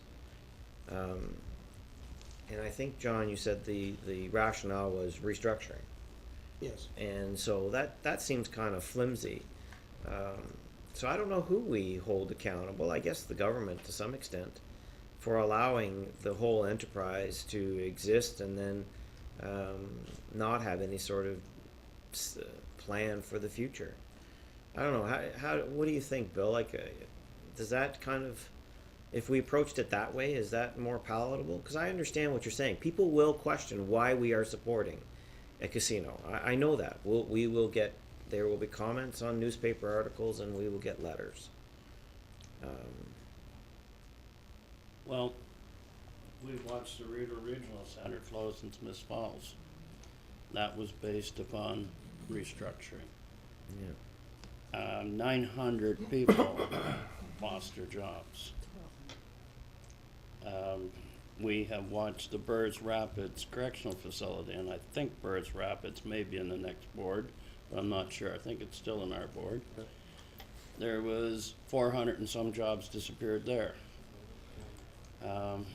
So this is simply a continuation of a provincial government that is divesting itself of assets that, and it's a continuing process.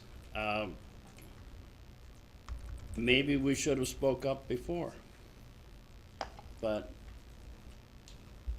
and we're not even gonna get into the industries that have disappeared. Brown shoe, eyewash shirts, Hershey's. So,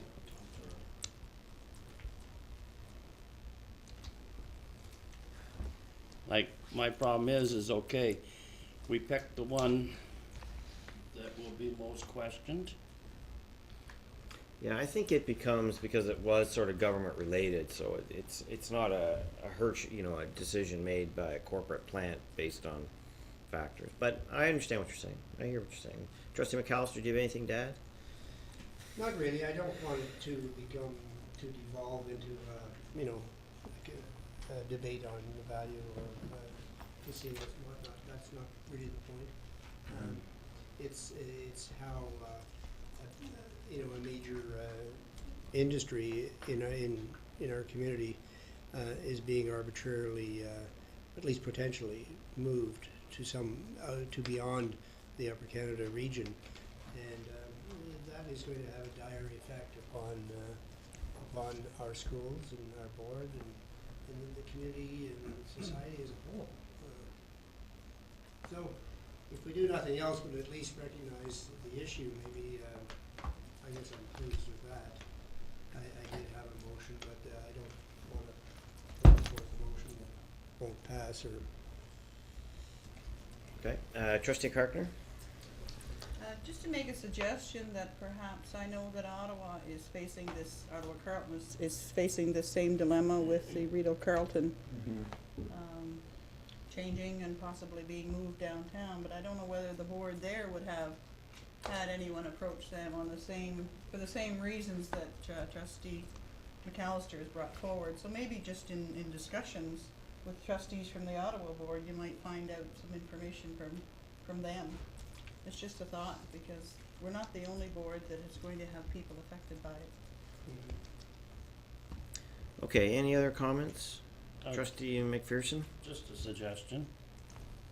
I know that there's nothing to preclude individual trustees from supporting this initiative, like representing your geographic region. Like for myself, the impact on Lanark would be very minimal. If we were talking of moving the courthouse out, yes, that would have an impact on me, but it wouldn't necessarily have an impact. So I don't know whether there's an allowance for individual trustees to lend their support to local campaigns. I know one time I wrote a letter on behalf of Lake 88, asking for permission to expand their broadcast area as the local school trustee. I'm not sure what board it went to, but. Okay, anybody else? Trustee McDonald? I mean, I struggle with this one as well, and I understand any economic downturn within our communities has an impact on our kids. The struggle I have isn't so much on the casino aspect. It's the line that we draw sometimes about wading into municipal politics. I don't like it when they wade into my politics. Sometimes I want to say, you stay on your side of the room, we'll stay on our side. So I struggle with that part of it. However, I think if we take the casino piece out of it, I think there's an opportunity for, and we have said it in the past, that we can say any economic downturn within our communities has a severe negative impact on children within our school. And we can draw out those explanations and those correlations, and it has an impact on the efforts that we need to do to make sure that we don't let these children fall behind. Right? It creates anxiety within families, financial, mental, all kinds of stresses that are created because of that. So You know, I struggle with the idea of being a vocal supporter as a board, but I also understand as a board what would happen if it does occur, you know, and leave our jurisdiction, go somewhere else. So, you know, it's one of those, you know, I'm not sure what to do, I guess, in actually to support it. I mean, I think there can be some comments made when it comes forward. I'm not sure how much a government listens to those types of things either sometimes, but certainly I think there's some moral support that we can play. How that support rolls out as an official resolution might be difficult, but certainly there's some things that we can do, and maybe we can explore it as it proceeds through that process. But certainly there are going to be effects if it does move. I wouldn't disagree with that. Okay. I don't see a lot of consensus, so we'll move on, and we can, if need be, we can come back to this at another time.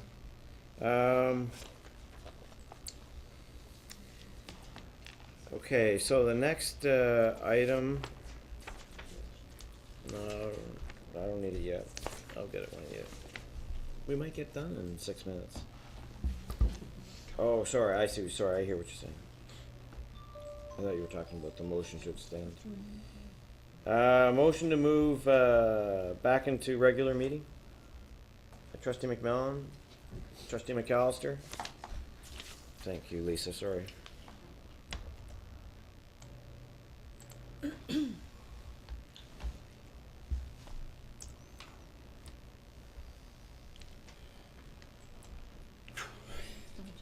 I'm in favor.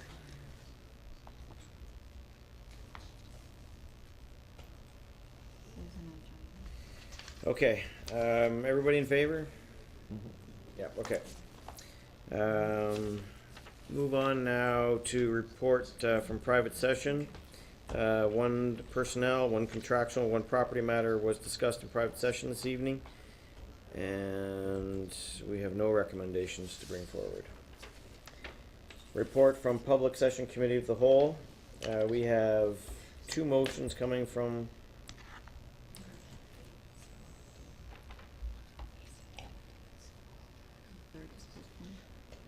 yes, the extracurricular conversation was to be postponed till tonight. Should have probably done that in Committee of the Whole. No recommendation. Okay, well, let's deal with the two motions that we have. Being mindful of time, we may move stuff around. First motion is to renew our membership in the Ontario Public School Boards Association.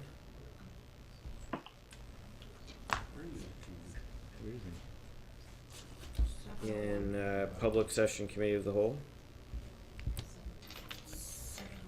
701. It's in the report. This one? So, yeah, Trustee McDonald? Mr. Chair, in light of some of the things that have transpired at, and I speak as the board's representative on OPSPA on this one, in light of some of the things that have transpired at the Public Education Symposium and what might be occurring next week at the board directors meeting, I'm not so much of in a rush to support this motion yet. I think we could table this and see what transpires over the next couple of weeks, maybe a month, and see where we are at that point in time. I think we need to have a better understanding of the level of support we are going to receive from OPSPA itself for the work that we're doing within the greater context of public education in Ontario, and I think the support that we're getting from other public school boards. So I would wait and see how things spell out over the next month before we decide whether we want to continue. Okay, anybody else want to chip in on this one? Trustee McAllister? Yes, but I agree. Totally. Trustee McPherson, you were nodding? Or were you just... No, not nodding off, don't worry. No, I was just asking if you had any comments. Anybody else? Trustee Karkner? This motion is a two-part motion, the second part being the Student Trustees Association. Is there any, I've split them right now. You I have have? only included the OPSPA. all right, I don't mind proceeding for table. Do you want a motion? Yeah, you want a Okay, motion? please, for, Motion to postpone. Renewal of OPSPA. You can postpone until, well, actually, when are we due to pay? Yeah.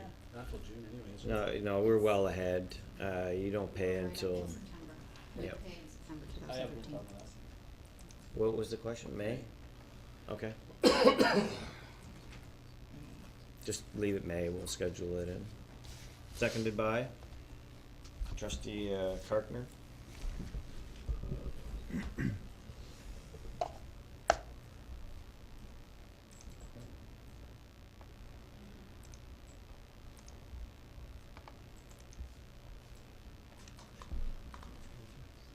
Yep.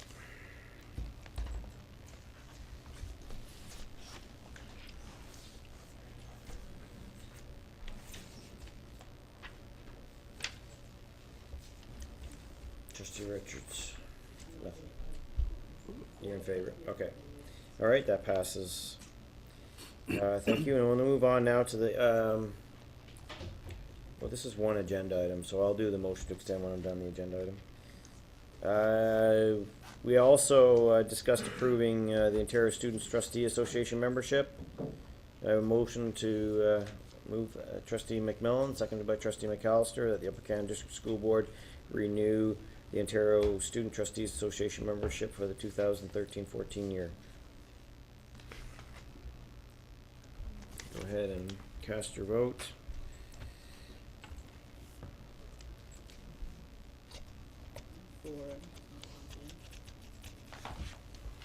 Try just doing a refresh, reload. Yep, Susan's in favor. Okay, and we have this status update. What were you planning on doing? Were we planning on resuming the conversation here?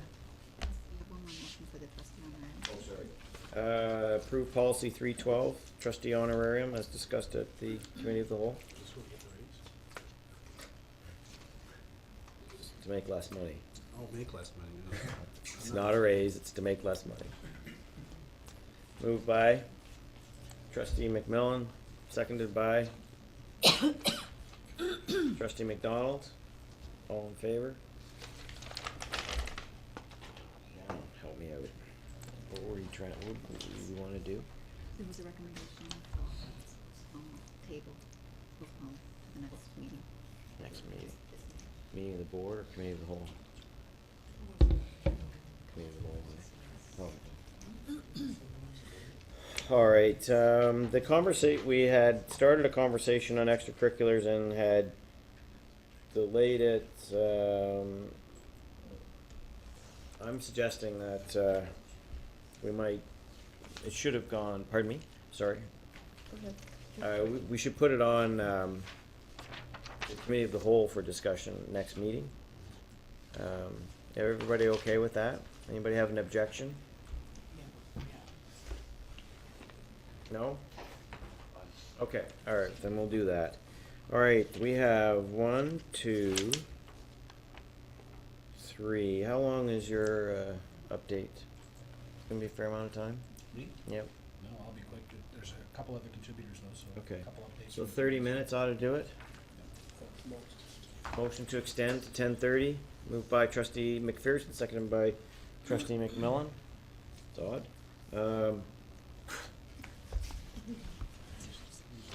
What, you mean we weren't leaving? You're not leaving. Trustee McPherson and Trustee McMillan. Okay, go ahead and vote.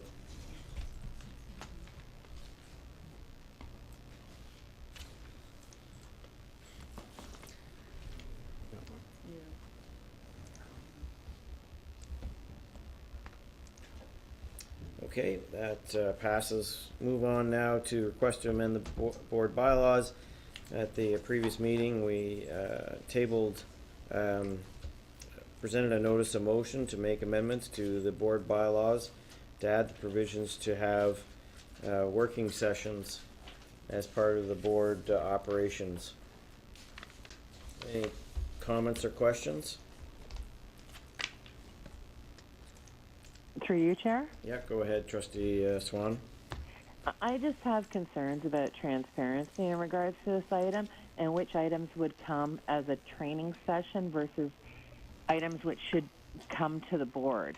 And an example I will use is the most recent training session we were supposed to have on the International Education Program, and I thought it should come to board. I'm just wondering how this bylaw, it's not really explicit as to how we would deal with this. The use of working sessions it's not strictly limited to professional development, but may also be in the sense of training, but may also be an educational opportunity for trustees to become more knowledgeable on a subject. So it could be a new piece of legislation, it could be a new program, it could be when a new board is voted in and new trustees want to understand in a informal environment issues, be able to ask questions in that informal environment on areas of the board that they may not be that knowledgeable in. What is not permitted is anything that is around decision making, and that includes discussing something up until the point you do make the decision. It's not to have all the conversation about a decision in private and then just rush out in public and pass it. That's not the purpose either. But there is from time to time the need, and the board has a practice of doing this, for the board to have an opportunity to receive information and in that type of informal environment, or to receive training on board docs or new equipment or other type of things. It's really, I think that it adds to transparency, stating that in fact we are going to do this, and by publicizing the fact that we are, and the topic, and those that attended, I think that we meet the needs for transparency. Is there any ability to post any presentations or documentation that's been provided to the board in these training sessions, so through board docs the public can read the material that's been presented? I think that whether we do it or you do it, a working session or a planning session of this type it's not a private session, so you're more than free to share any materials or information that you've gathered. And I think, I don't know that unilaterally we would just state that everything's going to be put up, but I don't see any reason why it can't be. I mean, it's just information, and because it's not a private session, you too are also free to share whatever you obtain or learn in that session.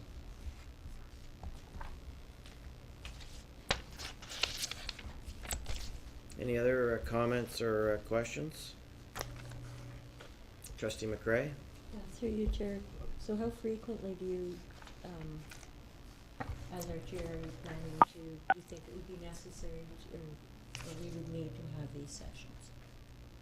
I think that it'll vary with time. I think that we have been discussing the introduction of the framework, and I think that there may be components of maybe understanding how to read some of the reports that would be better done in that type of session rather than in a public session. So there might be some time around that. I think at the beginning of a term, especially as we did this term where we have a fair number of new trustees, that would be a time. So I don't really know. My goal as chair would be, and I think future chairs would probably follow the same practice, would be to try to use the off Wednesdays, which as a rule trustees should kind of keep free anyway for board business. And I also would say that trustees would be able to attend electronically to to these sessions as well. Where feasible. Yeah, where feasible. Yeah. Trustee McPherson? I personally welcome these sessions. I've been a trustee for 13 years. I do not pretend to have brought all the skill sets I need to be a trustee, and I'm still learning. Admittedly, I found the weekend retreats hard to attend simply because it took valuable time away from my family, and my track record attending them is spotty at best. I believe as long as we're open and transparent about the fact that we are having these meetings, I think it's a valuable process, and quite frankly, I appreciate the fact that we're using the off Wednesdays. The only thing I would ask is that we be given fair warning or fair notice of what we will be discussing, that we have a good idea of what we're going to be discussing or learning about that evening. I view it as good professional development. Okay, any other comments? Through you, Chair? Yep, go ahead, Trustee Swan. Do you think by holding these meetings, we'd be able to pretty well cut out the weekend retreats that we have? Well, that session is titled a planning session, and it only occurs once a year. That session has other opportunities too. It creates the opportunities for trustees to develop team building skills and all those types of things. So my opinion is that it still has a place in our calendar. I stress that we have been holding work sessions in the past and the planning session, and so really what we're doing is formalizing the existence of the work sessions. So in the past we've had both, and I would imagine that we would continue with both. I guess, through you, Chair, my concern is also still back to what topics constitute training and what constitutes being something that should be in the public eye, that should come to a board table, and what kind of guarantees will we get that I know you said that us as trustees can bring it to our constituents, but a lot of our constituents may watch the meetings or read about them, and I'm just wondering how else other than the internet are we going to get this out there and the trustees? I'm just concerned about having topics discussed that I think should go to the public, that the public want to know about. Sure. I think that what's important is that just because a topic has been scheduled to be part of one of these sessions, that means that it can't be part of a board meeting. I think that in fact,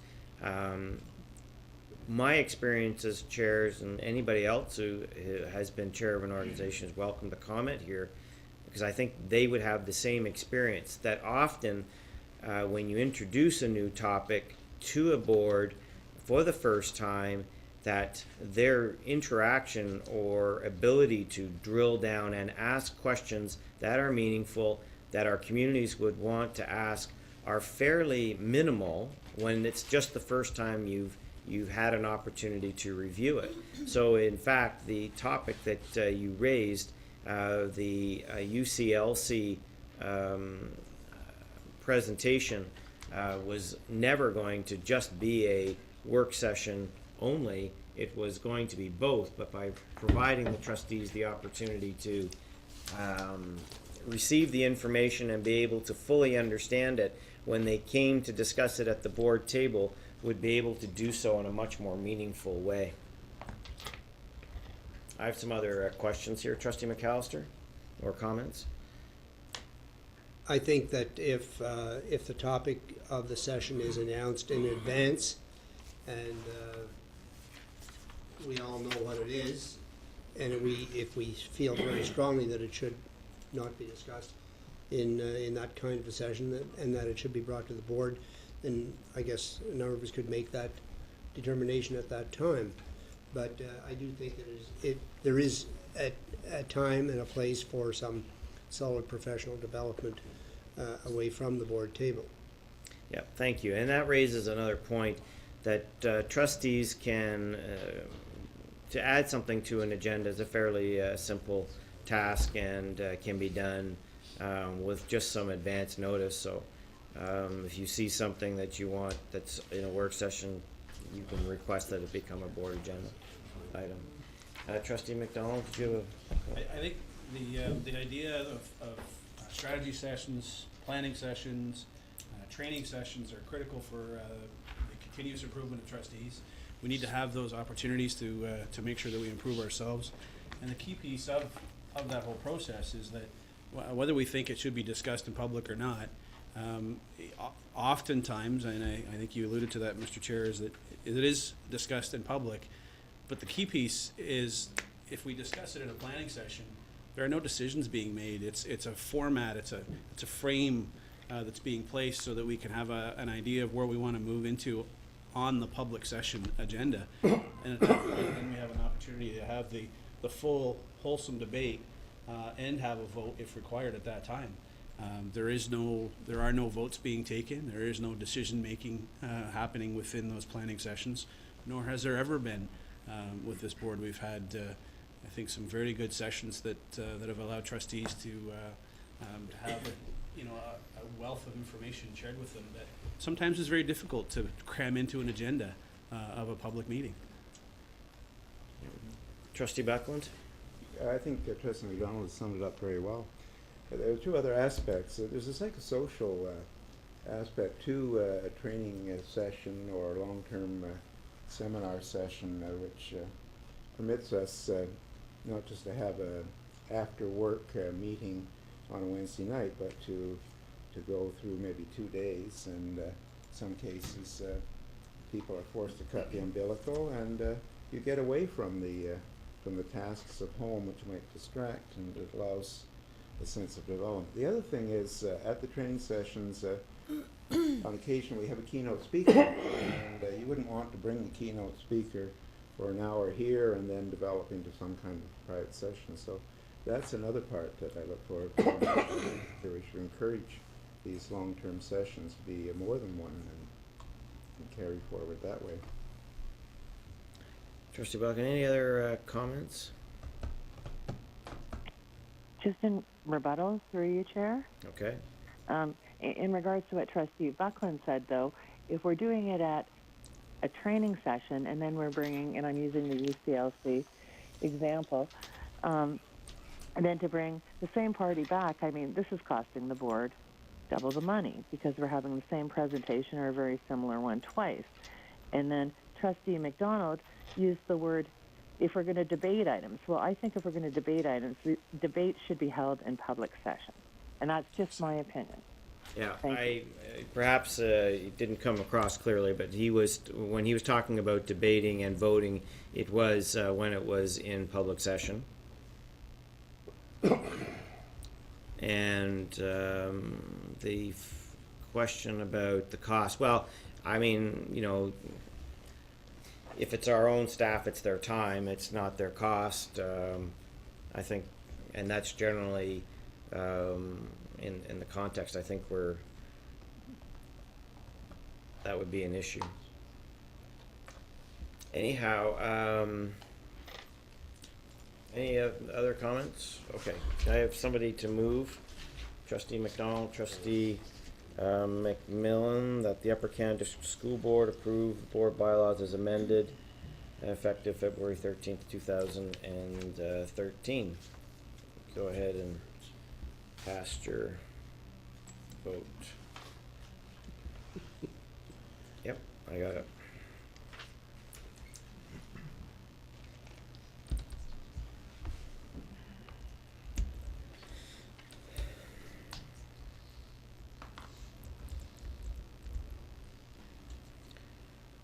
Trustee Swan, how would you like us to record your vote?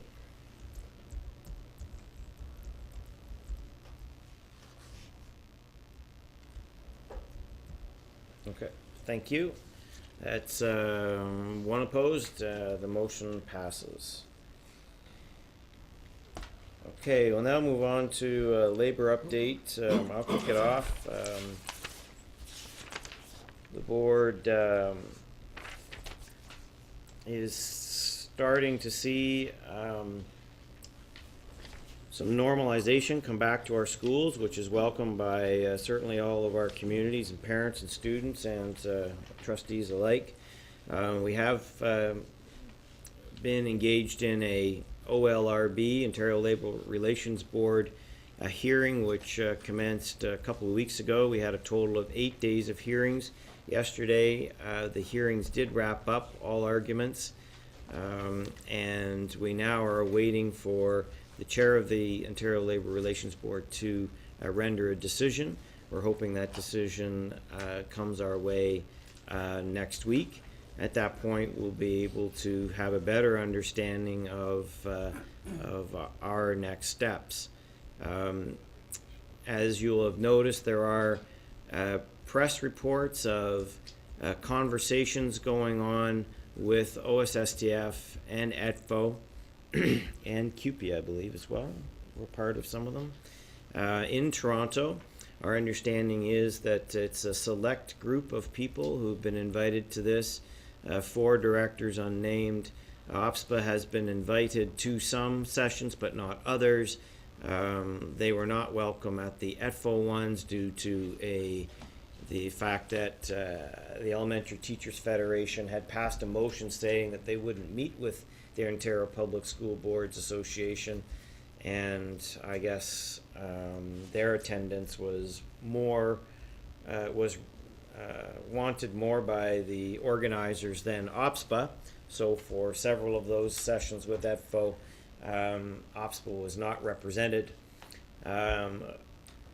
We were told about the existence of the meetings, but told too that there was a code of silence on whatever was talked about, so we were not able to, we could not know what they were discussing. What we understand is that this is not a discussion about opening up the last contract. There's no new money, and the conversation seems to be targeted at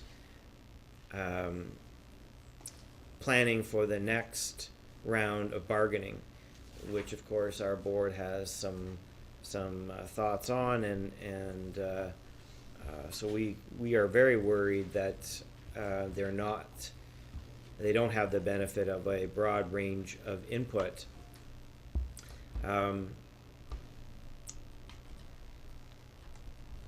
At this point, we've registered our concern about this with the president of OPSPA.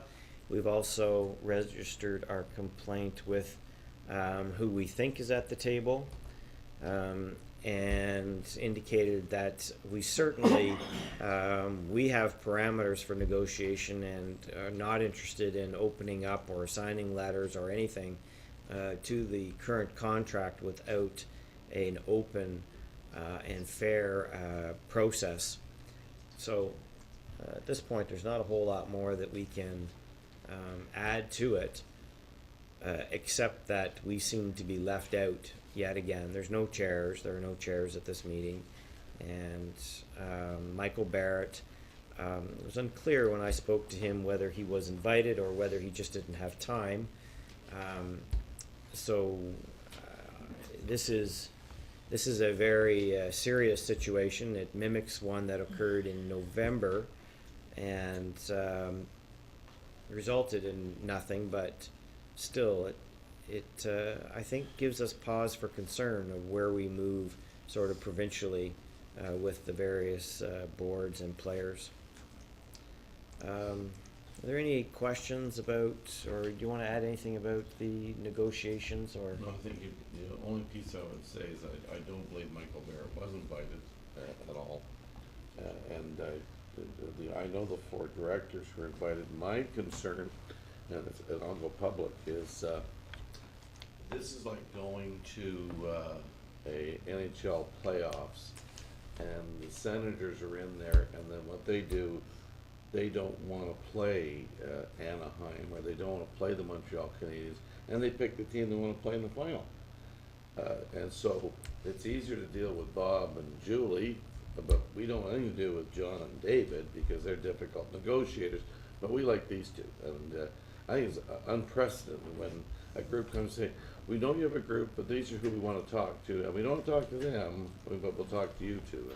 And it's alarming to me in an organization is that we don't go to EPFO and say, "Well, don't send your president, send your two vice presidents," because we don't want to talk to the president. It's to me, it's backs of cronyism and backdoor and backroom stuff, and I thought that we would be more professional. But ask me how I really feel about it. I think that to some extent, our problem as trustees and as school boards is that OPSPA doesn't have the structure in order to know how to deal with something like this. If they were to get a call on a Tuesday, the way that their constitution is written and the controls placed on the lack of authority that's given to their president, he could not make a decision based on what he understood the board of directors or his executive to want. He would need to go back to the board of directors and seek political direction. Well, there's no time for that. You don't see ETFO and OSSTF convening an AGM to find out whether they have the permission of their membership to go and meet with the province. They've established the authority through whatever process, and OPSPA here again is left out in the cold. And they are prone to boards like us who say, "Don't you dare," and there are other boards who would say, "Oh, we absolutely need you there." So it speaks to a significant problem. This minister did indicate, the premier did indicate that she would be holding these meetings, and I think that her greatest mistake at this point was not using code to determine who the directors were. That didn't happen, correct? Bob, I understand it's individual law. So it's a flawed process. Anyway, Trustee McMillan? Through you, Chair, I agree completely what you're saying. To all of us that were at PEVs and saw our new premier stand in front of us and look us right in the eyes and say how much she valued trustees and valued OPSPA, I'm disappointed to think that she would move ahead in a process that once again did not invite us to the dance. She got a huge applause when she said she was going to create a more positive tone in terms of labor relations in Ontario. And again, she stared us right in the eyes and said we were going to be a big player in this. I'm just disappointed. Okay, any other comments on that? Charles, do you have anything to add to the labor update? Okay. All right. Move on now to the OPSBA report, and you've got a couple of minutes. I'll be very quickly because I have some colleagues who want to jump in and give an update. I'll just give you a brief update from the Public Education Symposium. Number of sessions, we've heard a little bit about it tonight, but I wanted to speak specifically about the regional meeting that was held on the Saturday. We gave, I won't speak about the other meetings because I wasn't at them on the Thursday, but on the Saturday we had a regional meeting. We provided an update to the member boards from the East about where we were. Basically it was a sharing session of what's happening in our boards. Majority of the time was used by Upper Canada to share with them our labor relations update and field some questions from other trustees. Disappointed in the reaction of many of those trustees that were there. Disappointed in reaction more specifically to the Ottawa-Carleton District School Board and their approach to how they've handled it with themselves and even with us, and how they've questioned us and how they've responded to different things. At the end of the day, really nothing was accomplished out of the regional meeting.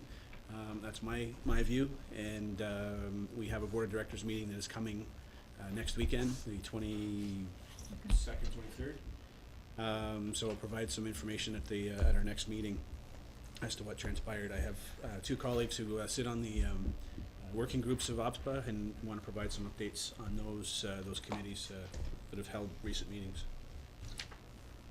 I was on a conference call today for about an hour and a half with the policy work group, and we talked about the new health and safety regulations, which I referred to earlier, the GSN submissions by OPSPA, the Progressive Conservative Party Education White Paper on Education, the new update on the new cabinet.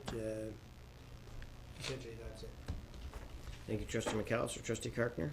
We also spoke about GSNs and about the mental health aspect of it, and OSPA is encouraging that the government do continue the funding that there is there for mental health and these workers that are going to all the boards. We also discussed some other papers that were out there. Professor Fullen talking about great to excellence in a very political document, but I have my copy here if you want to borrow it. Feel free to do so. I have the preliminary report that was created by the Trustees Council from OPSPA to the Ministry's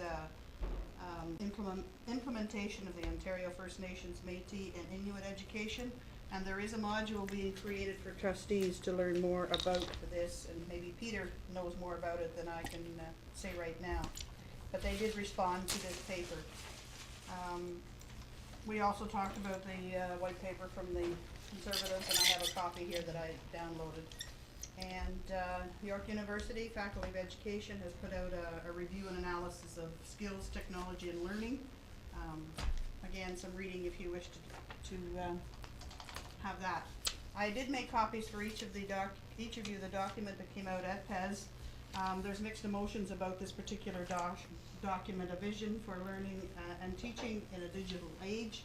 If you would like to keep a copy of it, feel free to do so. If you don't, just pass it on, and I will take the extra copies back with me. So that is an OPSPA document. A couple of the the program people were on that committee. Okay. Thank you. Great, thank you. And just to provide a 60-second update on the chairs meeting, as you are aware, we co-sponsored the chairs meeting with Trillium Lakelands at PES. We took advantage of PES. We had a very good turnout. I was surprised. I wondered whether anybody would show up, but we did get a good turnout. Many boards were presented. We did spend a fair amount of time talking about process, which was very beneficial. There does seem to be a wish for boards, for an organization of chairs to work through OPSPA.